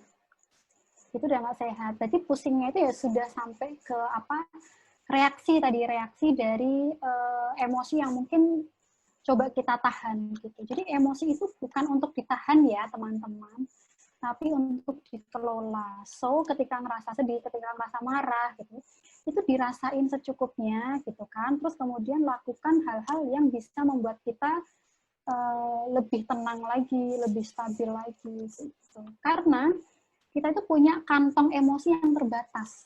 Dan kita tuh nggak pernah tahu kapasitas kita itu sejauh mana. Ya kalau kantongnya udah penuh, ya itu bisa meledak gitu. Dan meledaknya tiap orang bisa beda-beda. Ada yang jadi sensitif tadi. Sensitifnya orang bisa beda-beda. Ada yang tiba-tiba jadi agresif, bawaannya marah-marah. Ada yang tiba-tiba bawaannya pengen nangis.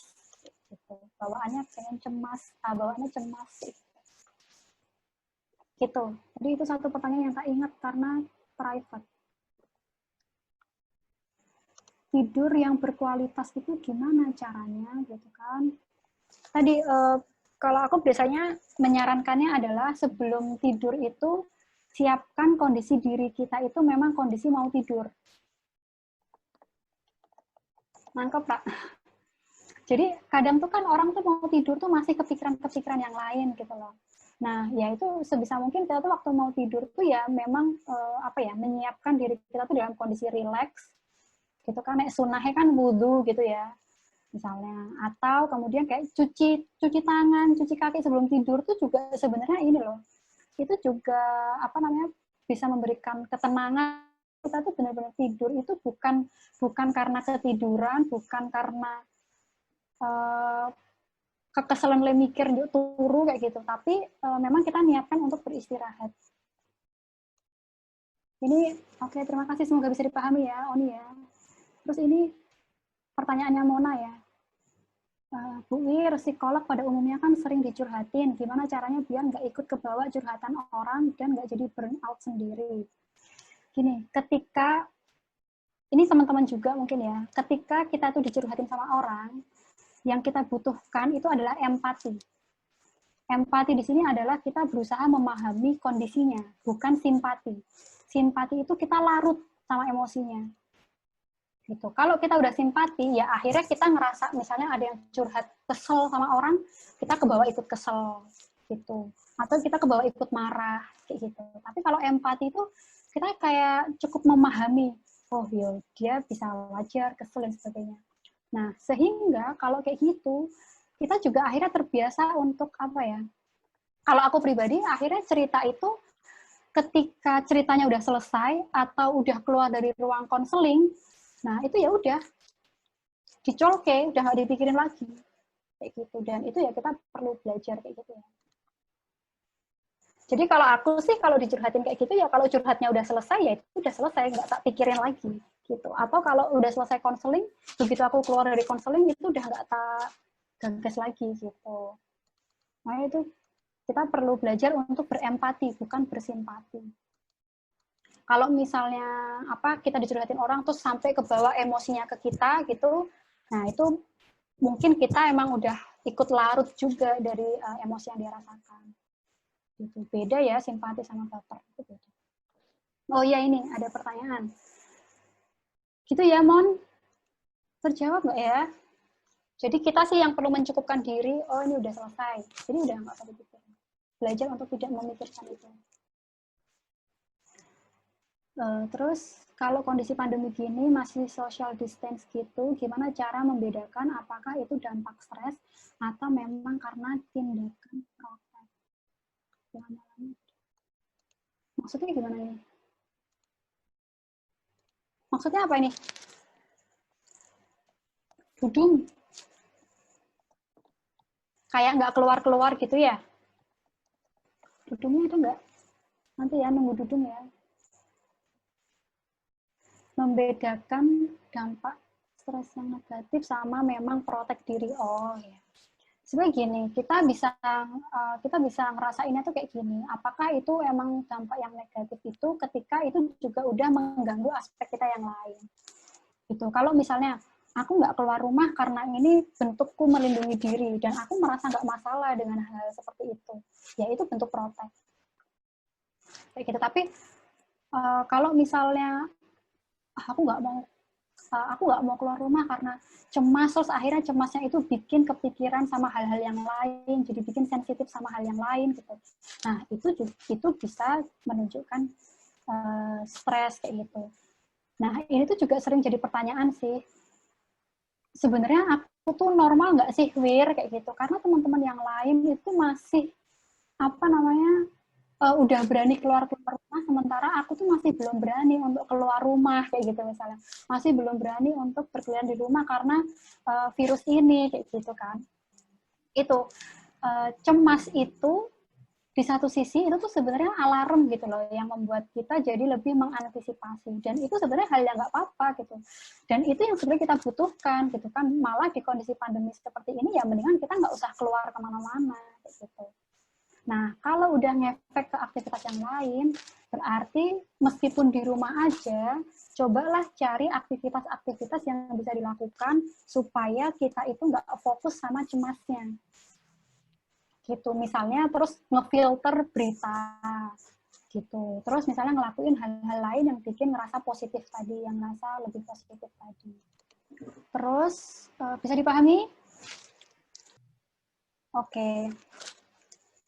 Jadi cemas itu sebenarnya nggak apa-apa selama itu tadi tidak mempengaruhi 4 hal tadi ya, nggak bikin kita yang jadi nggak bisa mengatasi masalah sehari-hari, nggak bikin kita yang jadi muncul respon-respon fisik kayak gitu, nggak yang mengganggu aktivitas kita sehari-hari kayak gitu. Kalau produktivitas kita terganggu, kalau sampai ada sakit fisik yang lain, jadi sensitif, jadi nggak konsen, nah berarti emosi kita itu udah berlebihan, gitu. Berarti cemasnya kita itu udah berlebihan, kayak gitu. Malah sehari-hari itu kita butuh cemas, gitu, karena dengan cemas kita jadi lebih berhati-hati. Terus membenarkan, ini pertanyaannya Rido, membenarkan pelarian stres dengan hal negatif, apakah bisa disamakan dengan pelarian yang positif? Terlepas dari benar atau salah, efek manajemen stresnya apakah berbeda? Oke. Gini, kalau misalnya kita ngomongin tentang coping stres, tadi ya, coping, gini. Ketika stres, itu kan kita ngerasa nggak nyaman. Ya nggak? Apapun stres itu, pasti ada rasa nggak nyaman. Cuman, tiap orang ini kemudian merespon ketidaknyamanannya itu beda-beda. Nah, tujuan dari responnya itu adalah untuk mengurangi atau menghilangkan ketidaknyamanannya, ya enggak?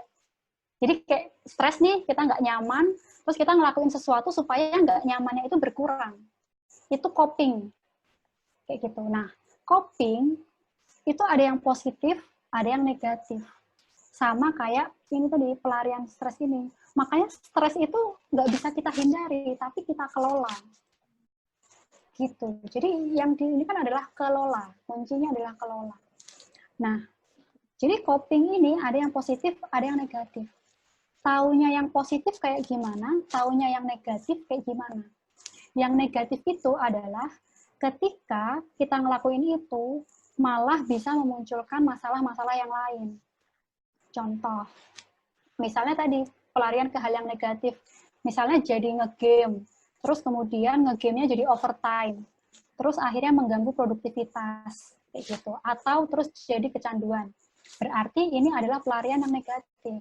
Tapi kalau misalnya kita stres, terus, aduh, aku wes mumet ki, aku tak nge-game sih setengah jam. Habis itu dia produktif lagi. Dia bisa ngerjain pekerjaannya lagi. Itu nggak apa-apa. Itu masih suatu hal yang baik. Kayak gitu. Atau misalnya tadi, ibu-ibu ya, nonton drama Korea gitu kan, atau film gitu kan. Wah, aku butuh refreshing gitu kan, nonton. Terus kita bisa membatasi gitu loh. Kayak misalnya, oke, 1 episode aja gitu, atau 1 film aja gitu. Terus habis itu bisa fokus lagi ke hal-hal yang harus dia kerjakan, harus dia selesaikan. Itu masih dalam taraf positif kayak gitu.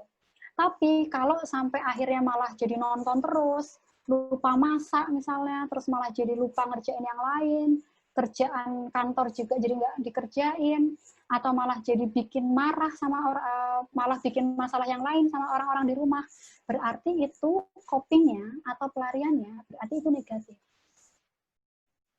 Kayak gitu. Kebayang? Jadi positif negatifnya itu adalah ketika itu bisa membuat kita ngerasa lebih nyaman, sehingga kita bisa produktif lagi, kita bisa beraktivitas lagi, kita bisa mengatasi masalah yang kita hadapi, itu berarti positif. Tapi kalau yang kita lakukan itu malah bikin masalahnya nggak selesai, atau malah nambah masalah yang lain, berarti itu negatif. Kayak gitu. Misalnya terus jadi menghindari orang, wah itu sumber stresku gitu, terus nggak mau ketemu sama orang itu, terus urusan pekerjaan jadi kacau, nah itu berarti negatif. Tapi kalau misalnya ya kayak marah sama pasangan di rumah gitu ya, terus habis itu oke, daripada aku marah-marah, aku di kamar dulu, diem dulu, menenangkan diri, baru terus kemudian nanti kalau udah tenang, ngomong atau normal lagi, itu pelarian yang positif. Kayak gitu. Bisa dipahami ya? Kalau udah umur segini, bisa nggak sih menggeser threshold stres? Bisa, dengan cara kita mengelola stres gitu. Jadi kemampuan kita mengelola stres itu perlu dilatih. Semakin kita efektif mengelola stresnya, daya tahan kita terhadap stres itu semakin besar. Gitu. Kalau misalnya, ini mumpung ngomongin stres juga ya, kalau misalnya kita ngomongin tentang manajemen stres, itu tuh ada 2 hal. Yang pertama adalah fokus ke masalahnya. Fokus ke masalahnya ini misalnya, sumber stresnya itu masih bisa kita ubah nggak? Masih bisa kita kontrol nggak? Gitu. Kalau masih bisa, nah terus kemudian apa yang bisa kita lakukan? Misalnya, kemudian mengkomunikasikan hal itu ke pihak yang berkaitan, gitu. Atau misalnya kita yang kemudian berusaha untuk menyesuaikan diri, ngatur levelnya. Misalnya nih, kayak orang yang udah punya banyak masalah, gitu kan, terus kemudian dipasrahi tanggung jawab sama orang lain, gitu. Nah, ketika kita bilang, enggak, oh maaf ya, aku nggak bisa bantu sekarang, kayaknya aku nggak bisa deh, itu juga cara kita sebenarnya untuk mengelola stres. Istilahnya adalah nggak nambahi stres, kayak gitu. Terus kemudian itu ya fokus sama solusi, fokus sama masalahnya. Terus misalnya kayak nyari informasi untuk menyelesaikan masalah dari sumber stres kita, kayak gitu. Nah, cuman kadang kan ada sumber stres yang kita tuh udah nggak bisa apa-apain, ya nggak? Nah, kalau di sumber stres yang kayak gitu, itu kita fokus sama emosinya. Kita fokus sama respon emosinya kita. Jadi yang perlu kita lakukan adalah mengelola emosinya kita supaya nggak yang down banget ketika kita menghadapi stres itu. Kayak gitu.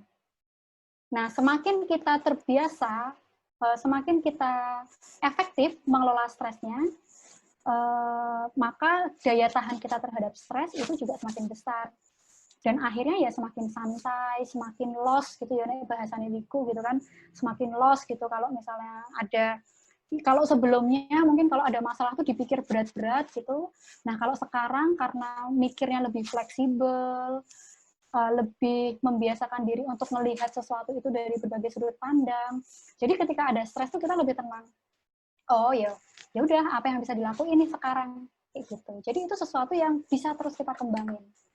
Kayak gitu. Dan sebenarnya kondisi krisis itu membantu kita untuk meningkatkan kapasitas kita sebenarnya. Gitu. Jadi kalau kita berhasil mengatasi krisis yang kita hadapi, sebenarnya kemampuan kita untuk itu pun juga jadi berkembang. Makanya misalnya teman-teman ngelihat gitu ya, ada orang kok hidupnya tuh kayaknya santai banget, nggak dipikir banget gitu. Mungkin itu adalah efek dari pengalaman dia menghadapi stres-stres yang berat gitu ya. Terus abis itu karena dia udah terbiasa, akhirnya di masa-masa yang selanjutnya kalau ada masalah tuh dia udah yang santai kayak gitu. Nah mungkin ini bisa ditanyakan ke Ozi gitu ya. Dia daya tahan stresnya apakah meningkat setelah menghadapi krisis di SMA 1 gitu kan, dibully karo konco-koncone gitu. Nah terus kemudian nih yang menyebabkan adanya perbedaan threshold antara satu orang dengan yang lain itu faktor dominannya apa wae itu? Nah, yaitu sebenarnya tadi dari kematangan emosinya kayak gitu, dari gimana cara dia mengelola emosinya itu, terus dari gimana fleksibilitas dia dalam berpikir. Semakin orang itu open mind, itu akan semakin mudah dia itu untuk berpikir secara fleksibel. Jadi kalau ada apa-apa tuh dia nggak hanya fokus ke satu sudut pandang, gitu, tapi dia bisa melihat itu dari segala sudut pandang. Karena tadi stres itu kan sebenarnya netral, tapi gimana cara kita melihat stres itu yang kemudian bikin stres itu positif atau negatif buat kita. Gitu. Jadi fleksibilitas berpikir itu juga sebenarnya membantu kita untuk punya threshold stres yang lebih gede. Terus gimana caranya kita tahu kapan harus ke psikiater atau ke psikolog? Kalau aku selalu bilang gini, ketika kita ngerasa udah nggak bisa nyelesain masalah kita sendiri, atau ketika kita ngerasa orang-orang di sekitar kita itu nggak bisa membantu kita, atau ketika kita ngerasa orang-orang itu udah mulai terganggu sama perilaku kita, atau bahkan diri kita sendiri sudah merasa terganggu, atau ekstrimnya kita udah mulai melukai orang lain atau melukai diri kita sendiri, nah itu berarti kita udah butuh ke psikiater atau ke psikolog. Gitu. Jadi ekstrimnya itu ya, ekstrimnya sampai melukai. Tapi sebenarnya kalau misalnya kita udah mikir, terus dipikir, nggak ketemu solusinya, gitu, ya mungkin kita butuh kehadiran orang lain untuk membantu kita mencari jalan keluar. Kadang ada yang sungkan kalau ke keluarga sendiri atau ke teman sendiri. It's okay untuk kemudian datang ke psikolog gitu. Jadi banyak yang mikir datang ke psikolog tuh kalau udah parah gitu. Padahal enggak. Padahal ketika itu masalah yang kita emang udah buntu pun enggak masalah untuk kita datang ke psikolog kayak gitu. Malah justru itu menurutku akan lebih baik. Jadi kita nggak perlu nunggu masalahnya jadi sangat kompleks gitu. Nah terus semenjak pandemi kadang ngerasa sesek dikit langsung berpikir corona, itu wajar nggak? Terus mengatasinya gimana? Kapan kita harus ke RS? Kapan kita cukup istirahat di rumah aja? Ya ini juga sebenarnya ini juga reaksi cemas sebenarnya ya. Terus akhirnya kan kita parno ya. Orang itu kalau cemasnya udah berlebihan, dia juga jadi panik atau jadi parno. Kayak gitu. Nah, kalau kayak gini, berarti perlu belajar untuk mengelola kecemasannya. Misalnya, coba deh dikurangi paparan informasi tentang corona. kayak gitu. Cukuplah sehari itu akses satu berita aja untuk sekedar update gitu loh, tapi nggak perlu ngikutin terus berita gitu. Kalau misalnya di timeline gitu ya, sering banget muncul channel-channel yang ngomongin tentang corona, bisalah kita mute dulu gitu. Kalau misalnya memang kondisi sekarang itu masih sangat mengganggu. Itu yang pertama. Jadi sumber kecemasannya ini yang kita kurangi gitu. Batasin akses berita tentang corona. Terus kemudian yang kedua, coba latihan relaksasi gitu untuk mengurai kecemasannya itu. Gitu, biar nggak tegang gitu. Karena kalau kita cemas itu kan juga badan jadi tegang ya. Jadi bisa belajar untuk relaksasi. Relaksasi itu kayak gimana gitu. Kayak misalnya pas kita olahraga, kan itu suka ya di akhir ada pendinginan. Nah, relaksasi itu sebenarnya kayak gitu. Jadi kayak kita ngatur nafas, kita rasain nafas yang kita hirup. Rumusnya bisa 3-3-3. Jadi tarik nafas dalam, misalnya 3 hitungan, ditahan 3 hitungan, kemudian dihembuskan 3 hitungan. Atau 4-4-4. Tarik nafas 4 hitungan, tahan 4 hitungan, dihembuskan nafasnya 4 hitungan, tahan lagi 4 hitungan, tarik nafas lagi 4 hitungan. Itu diulang sampai ngerasa lebih rileks. Itu yang kedua. Terus, dan ini bisa dilakukan tiap hari, nggak hanya ketika sesek. Gitu. Tapi pas ketika sesek juga bisa coba posisiin kondisi duduk atau diem dulu, misalnya lagi beraktivitas gitu kan, terus diem dulu, coba atur nafas lagi. Terus yang ketiga, cobalah untuk tadi melakukan aktivitas-aktivitas yang positif supaya pikirannya kita tuh nggak ke corona terus. Gitu. Terus yang keempat, kita perlu perkaya informasi tentang corona. Gejalanya apa sih? Nah, kita lihat yang kita rasain sesuai nggak sama itu. Kalau enggak, ya kita mencukupkan diri, oh ini bukan corona. Gitu. Kita pun juga perlu kayak gitu. Jadi misalnya, oh kalau menurut artikel ini tuh sesek tuh ini bukan gejala corona gitu. Berarti ya kita perlu mencukupkan diri, oh ini bukan corona, ini aku cemas aja. Kayak gitu. Jadi kita perlu kayak gitu ya. 4 itulah kira-kira. Terus yang kelima ya tetap terhubung sama teman-teman. Sama keluarga atau teman kayak gitu. Bisa diungkapkan kecemasannya. Nah, terus selanjutnya. Ini tadi ada yang di G-Form. Aku jawab yang di G-Form dulu ya. Mau nanya. Oh, Santi sama ya tadi ya pertanyaannya ya. Yang di G-Form mau nanya tentang cita-cita yang terhalang karena krisis, misalnya nggak punya cukup tabungan untuk sekolah lagi. Apa yang harus dilakukan? Tetap idealis memperjuangkan cita-cita, tapi bisa stres karena rintangannya berat dan bisa gagal, apalagi di masa krisis, atau mengubur cita-cita dan mulai menerima keadaan. Sebenarnya yang pertama ya kita perlu menerima keadaan dulu gitu kan. Kita perlu menerima keadaan yang pertama. Yang kedua, dalam situasi seperti sekarang, apakah cita-cita itu harus terpenuhi saat ini? Atau sebenarnya rencana untuk kuliah lagi itu bisa diupayakan di tahun-tahun berikutnya setelah krisis ini selesai. Misalnya kayak gitu. Ketika memang krisis ini yang menjadi halangan utama. Kayak gitu. Jadi kita perlu nanya juga ke diri sendiri, apakah memang ini tuh harus dipenuhi sekarang? Atau ini sebenarnya sesuatu yang bisa kita coba penuhi nanti di waktu yang lain yang mungkin itu lebih tepat waktunya gitu. Karena ya nggak semua hal harus terpenuhi saat ini kan sebenarnya gitu ya. Terus kemudian yang ketiga tadi, ini kan di luar kendali. Jadi coba kita lakukan apa yang masih bisa kita upayakan.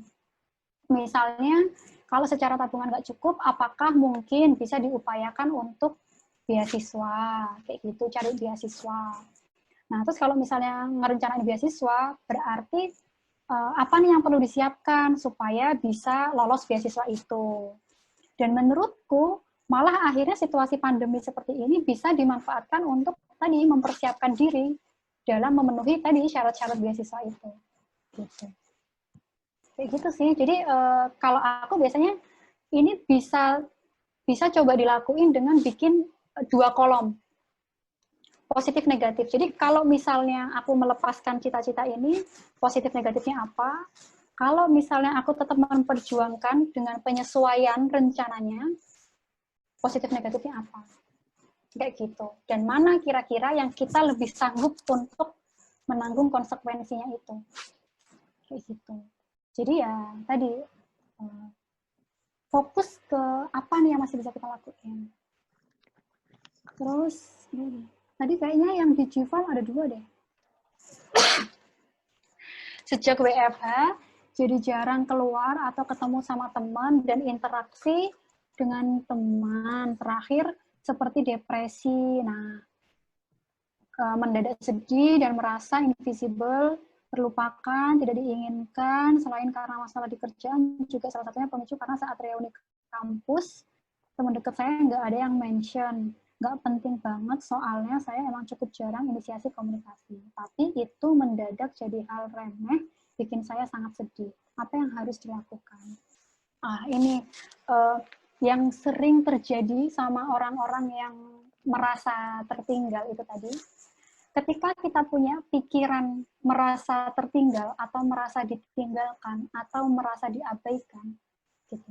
Seringkali itu tuh sebenarnya hanya pikiran kita aja dari penilaian kita atas perilaku orang lain, gitu kan. Mungkin karena nggak di WA atau mungkin kita komen di grup, rano sing komen terus jadi merasa diabaikan, kayak gitu. Bisa jadi ya, padahal sebenarnya bisa jadi nggak ada yang respon tuh bukan karena ngabain kayak gitu.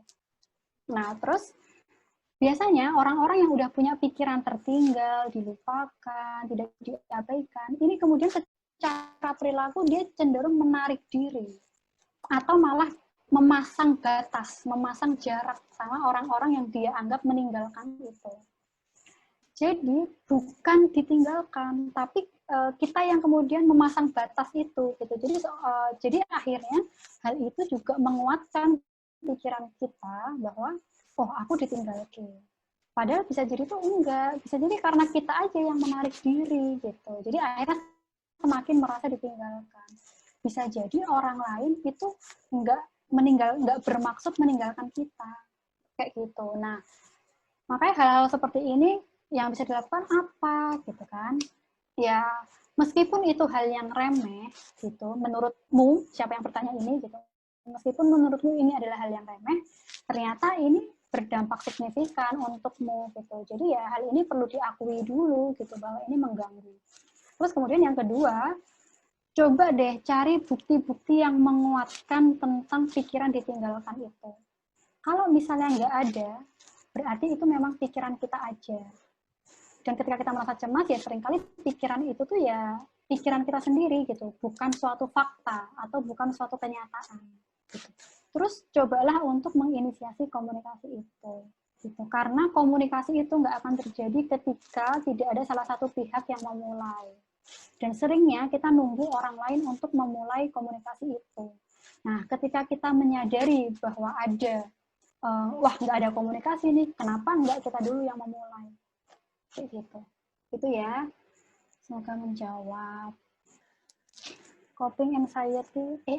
Ini sampai jam berapa atau digaskan atau bagaimana? Aku sih. Atau mau foto bareng dulu. Jadi kalau ada yang mau duluan diperbolehkan atau piye? Oh ya, boleh foto bareng dulu. Aku manut nih.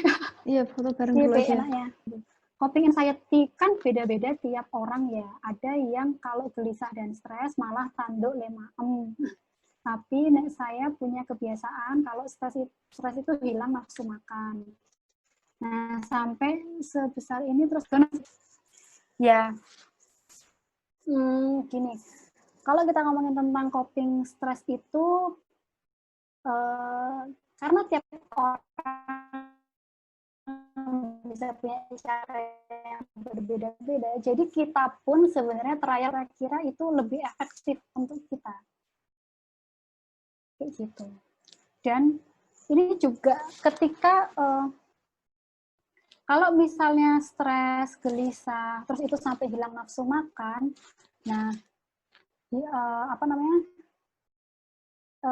Ini yang perlu diatasi kayak gitu. Karena tadi ya, kenapa aku sampaikan kalau salah satu cara menjaga kesehatan mental itu adalah dengan juga menjaga kesehatan fisik, yaitu tetap makan makanan yang bergizi, pola makan yang teratur, itu supaya tubuh kita itu menguatkan kita dalam mengatasi stres-stres yang kita hadapi. Kayak misalnya gini deh, teman-teman kalau misalnya lagi begadang terus-terusan, kan fisik capek. Ketika fisiknya capek, kira-kira apa? Jadi gampang sensitif nggak? Jadi lebih sensitif nggak? Biasanya iya ya. Kalau misalnya, ini leading banget. Jadi biasanya kalau kita badannya capek kan juga jadi lebih sensitif kan sebenarnya. Nah itu kan juga sebenarnya menunjukkan kalau kondisi mental kita tuh nggak sehat gitu lah. Jadi ya itu kita perlu menjaga fisik kita supaya itu ikut mensupport gitu. Jadi hilangnya nafsu makan ini adalah tanda bahwa kita gelisah, tapi ini bukan coping stress yang baik. Jadi untuk teman-teman yang ketika stres malah jadi nggak nafsu makan, aku menyarankan tetaplah kalian itu makan gitu. Meskipun kalau nggak nafsu nasi, cobalah apa sehingga tubuh itu terisi. Misalnya buah atau susu. Tapi tetap ada asupan gitu, tetap ada asupan gizi yang masuk gitu. Karena itu yang kemudian menguatkan fisik kita, yang bikin kita jadi membantu untuk kita lebih mudah ngatasin stres. Gitu. Itu juga jadi salah satu cara untuk kelola stres. Dan biasanya aku dalam konseling-konseling kayak gitu, kalau gejala-gejala yang seperti ini, atau stres, masalah kesehatan mental, pasti saran pertamaku adalah memperbaiki lifestyle-nya dia, tidurnya, pola makannya, kayak gitu. Dan ketika itu udah baik, ternyata lebih enak untuk coba mikir yang lebih positif, untuk coba fokus sama solusi apa yang bisa dilakuin, ternyata itu lebih oke gitu. Karena secara fisik itu udah terdukung. Gitu. Nah, jadi ini yang perlu mencoba strategi-strategi untuk kelola stresnya gitu. Nah, ini bisa jadi satu pembahasan sendiri masalah manajemen stres. Mungkin itu bisa diusulkan sama teman-teman basa-basi untuk topik-topik yang selanjutnya. Kayak gitu. Bisa menjawab yang terjawabkah? Iya, tetap harus dipaksa sih. Sama kayak ketika kita kondisi mentalnya lagi nggak oke, terus kita malas ngapa-ngapain. Itu tetap harus dipaksa untuk beraktivitas. Gitu. Karena tadi ya, pikiran, perasaan, dan perilaku kita tuh saling mempengaruhi. Kalau kita moodnya jelek, terus kita perilakunya cenderung pasif, diem aja, itu tuh malah justru akan semakin nambah pikiran kita jadi negatif, perasaan kita juga jadi negatif. Jadi itu tetap harus dilawan, tetap harus dipaksa untuk beraktivitas, tetap harus dipaksa untuk makan, kayak gitu. Itu mungkin. Terima kasih teman-teman. Semoga bisa dipahami. Terus maaf kalau lewat 12 menit dari jadwal. Mungkin sekian. Terima kasih. Assalamualaikum warahmatullahi wabarakatuh. Waalaikumsalam warahmatullahi wabarakatuh. Nanti materinya boleh di-share. Oh, oke. Nanti aku share di grup ya, di grup angkatan aja di WhatsApp. Terus, habis ini kita bentar. Bentar, sabar sebelum kita foto bersama. Ini karena bentuk terima kasih pada teman-teman yang jualan di Teladan, yang punya usaha jualan di angkatan kita dan mau mendaftarkan jadi sponsor dan iklan. Jadi ini ya, hari ini kita disponsori oleh yang pertama adalah Tugu Bakery dari Mas Aditya Saputra. Kalau lupa yang mana itu Adi Dudung yang penjuru besar ya. Terus habis itu ini bisa dilihat ya. Jadi kemarin aku sempat bikin open question di IG, nanyain tentang pertanyaan-pertanyaan seputar sama sesuatu yang kira-kira mengganggu ketenangan, bikin stres dan lain-lain. Waktu itu aku tanya tentang when the last time you let yourself cry so hard and why. Nah terus ada feedbacknya. Terus itu di belakangnya aku kasih saran untuk membeli Tugu Bakery supaya bisa mengurangi sedih-sedihnya dan berat-beratnya. Terus ini ada cookies, ada molen sama aduh sininya apa ya? Roll abon kalau nggak salah. Terus habis itu ini ada Paci brownies punyanya Tugu Bakery juga, sama ini ada susfla bunga dari Tugu Bakery juga. Jadi teman-teman kalau misalkan mau ada yang pesan, Tugu Bakery juga menyediakan snack box dan bisa di custom, harganya juga bisa dinego, nanti langsung kontak Adit aja. Terus ini tadi ya, yang sudah datang ke rumah saya dan juga rumahnya Mbak Wirdatul. Oh, selanjutnya ada iklan dari Juragane Jamu dari Oni. Nah, ini produknya. Kata Oni itu sekarang baru Kayaknya tersedianya fotonya di nggak ini deh, Rat. apa? Fotonya nggak bergeser memang ya? Emang nggak geser, aku harus ngeklik. Oh, Ya. Oh, ini ya, tadi kata Oni masih tersedia di Jakarta dan sekitarnya. Kalau teman-teman yang pada domisili Jakarta bisa pesan Juragane Jamu. Terus selanjutnya adalah ini jualan saya. Kitonian official. Ini ada macam-macam kerupuk Palembang, terus apa ya? Yang membedakan nih. Oh, kalau dimakan banyak tuh kan biasanya kayak lidah kita tuh gatel gimana gitu nggak sih? Kalau bahasa Jawanya itu orang bilangnya lidas. Nah, kalau ini tuh enggak gitu. Jadi silakan kalau misalkan mau yang ngemil-ngemil bisa pesan. Terus selanjutnya ini ada Oh My Baby dari Kisti, Oh My Baby Cloudy dari Kisti. Ini salah satu contoh produknya. Lucu-lucu banget nggak sih ini popok bayi gitu kalau nggak salah ya. Nanti kalau salah tolong dibenarkan ya Kisti. Terus selanjutnya ini ada batik Putra Hardinata dari Cindy Geng Jajan kalau masih pada ingat. Ini contoh produknya. Ini ada batik tanahan sama batik tulis. Nah, tapi tolong siapkan tabungan ya. Batik tulis mahal cuy. Terus ini ya, teman-teman kalau misalkan suka sama acaranya, terus seneng ketemu sama teman-teman satu angkatan, dan mungkin ada yang di sesi di yang episode kali ini belum bisa iklan karena kemarin masih kelupaan info atau segala macam, silakan bisa iklan di kok silakan bisa iklan sih. Kalau mau iklan ada episode selanjutnya. Nah, sebagai tanda apresiasi untuk mengadakan episode basa-basi yang selanjutnya, yuk teman-teman buat donasi ke Teladan 51 Foundation. Jadi ini kita ada program rutin buat ngasih beasiswa ke adik-adik bintang. Nah, adik-adik bintang itu tuh siapa? Adik-adik bintang itu anak-anak SMA 1 yang secara finansial mereka butuh dibantu. Nah, terus kita juga udah bikin laporan yang juga udah sering di-share ya, rutin di-share di grup angkatan. Nanti bisa kontak Mbak Nikmah Hanifah yang mau tanya-tanya lebih lanjut dan gimana caranya. Nanti di sini ada rekeningnya, gitu nanti tanya ke Mbak Nikmah. Terus habis itu, nah kemarin tuh kita tuh alhamdulillah terima kasih buat teman-teman yang udah donasi juga ya. Itu adik-adik yang udah dibantu. Kalau yang tadi itu, benar. Oh, jadi kita tuh adik-adik yang dibantu tuh ada yang nggak cuma dari SMA 1, tapi juga kalau yang SMA 1 kemarin kayaknya lewat Kati Foundation deh. Terus yang Hosi Sora ini, iya. Tadi pas kamu iklan tuh gambarnya nggak masuk loh, produk-produknya. Really? Oh alah. iya, Yowes kan lah. tadi aku bilang. Nah, Kirain itu kamu yang- bilang nah, serius tak baleni yo, ngene yo. Sorry loh. Aku soalnya nggak bisa lihat chat ini. Tak baleni yo. ya, gitu. Mohon bersabar. Ini ujian.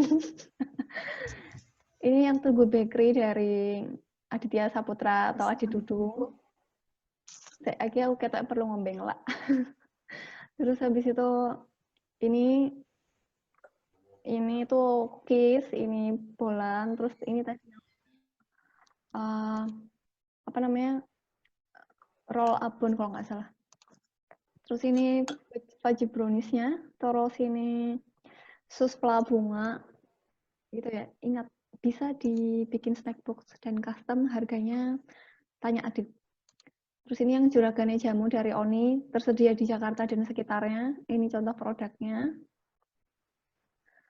Terus habis itu ini jualan saya, kerupuk Palembang. Silahkan dibeli dan ya sering-sering aja. Terus habis ini ada Oh My Baby dari Oh My Baby Clode dari Kisti. Ini pupuk-pupuk ya mun. Aku ket mau ngomong dia berarti ra muncul gambarnya. Sedih banget. Terus habis itu ini ada batik putra dari Cindy. Ini ya ada batik tanahan yang udah dalam bentuk baju, terus ada yang masih dalam bentuk kain batik tulis. Ini ya tadi ingat-ingat kalau misalkan mau beli batik tulis, nabung. Terus kalau misalkan teman-teman suka sama acaranya, terus seneng ketemu sama teman-teman satu angkatan, atau yang mau iklan yang belum sempat iklan di episode kali ini, bisa di episode selanjutnya. Nah, ini pesan yang paling penting, yaitu donasi ke Teladan 51 Foundation. Nanti kalau sekarang kerjasamanya sama Hosisora ya. Kemarin sempat sama Kati Foundation yang buat anak-anak SMA 1.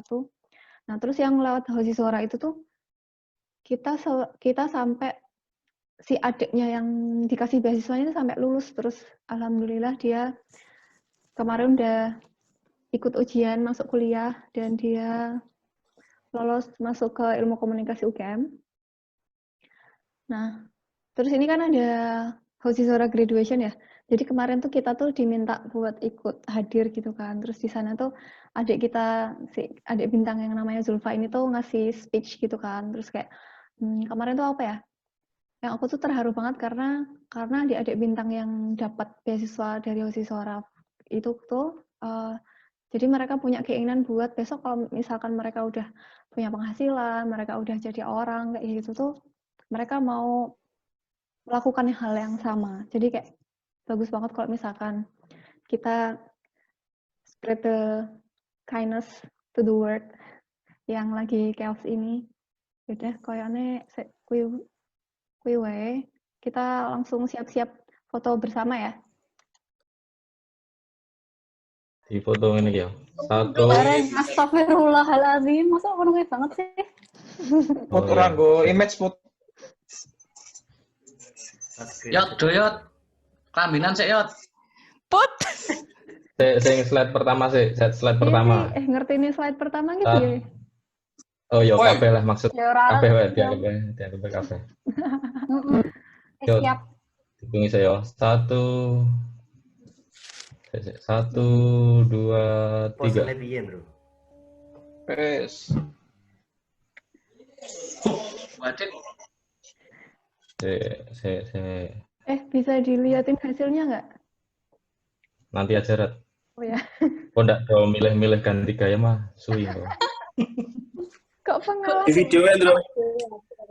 Slide kedua. Loh, slide kedua kok ono komen nih.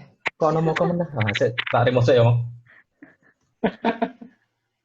1, 2, 3. Duh, semangat mau ini. Akhirnya dong ke anak itu. Ya, udah. Slide 2. Wes yo, pesan wae yo. Yo. Anggeran langsung merambah. Kok ndak niteni ekspresinya dulu. Orang ngerti sing slide endi. Oh iya, tak share sih. Yo, benar.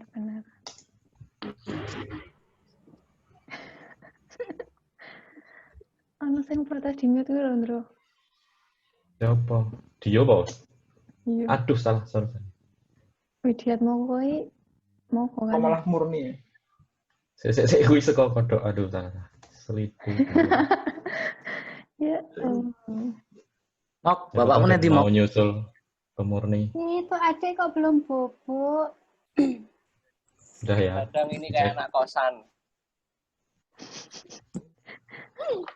Aku baru baca sih. Oke, sudah.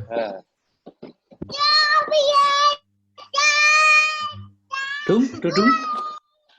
Wedung. Sombong wedung. Dadah. Udah Rat, gimana Rat? Apa? Ini sih.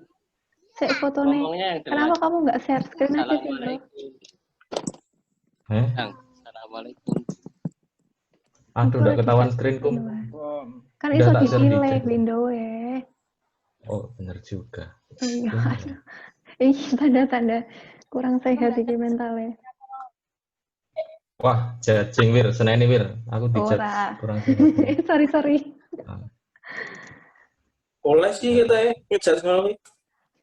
Oh, baik. Nek gue Nuwun ya, Jun. Oke, Jun. Jundi kaya bomber. Loh, kok QR Kok iki malah? generator? Iya. Oke, slide. Wah, ketok iki gambar aku iki. Oh, belum tahu ketahuan. Hilang loh galeri view nih. Kok Toy Story? Hilang. Suwe. Iso ora? Ki di share foto nih mau kan, bukan tampilan zoomnya sekarang kan? Iya, yang tadi foto lah ya. Oke. Saya lagi tiap terus saya bro. Nganggo kodak. Faris Pradana di tepuk Di kiri. admit lagi. Oh, Remove aku file. ngerti deh. Ketok mau ki kudune pas di foto kui dihitungi. Ngerti ra sih? Belum mau aku ngitung. Iya ta? Kuwi yang ngirim barang Apa iki. sih? Deloken fotoku kayak lo. Ya, Nggak hasilnya. apa-apa, udah Aduh, bagus. Iya, terima kasih ya. kayak Wit. Faput gitu loh. Kayak Faput loh, tidak Oh. lelah tersenyum untuk negeri. Ya Kuwi Allah. screenshot kuwi. Apa emang fotonya Uci ini sih? Bayanganmu terlalu Korea, Ci. Satu. Oh ya, Nima, terima kasih sudah hadir. Selamat, Bobo. Slide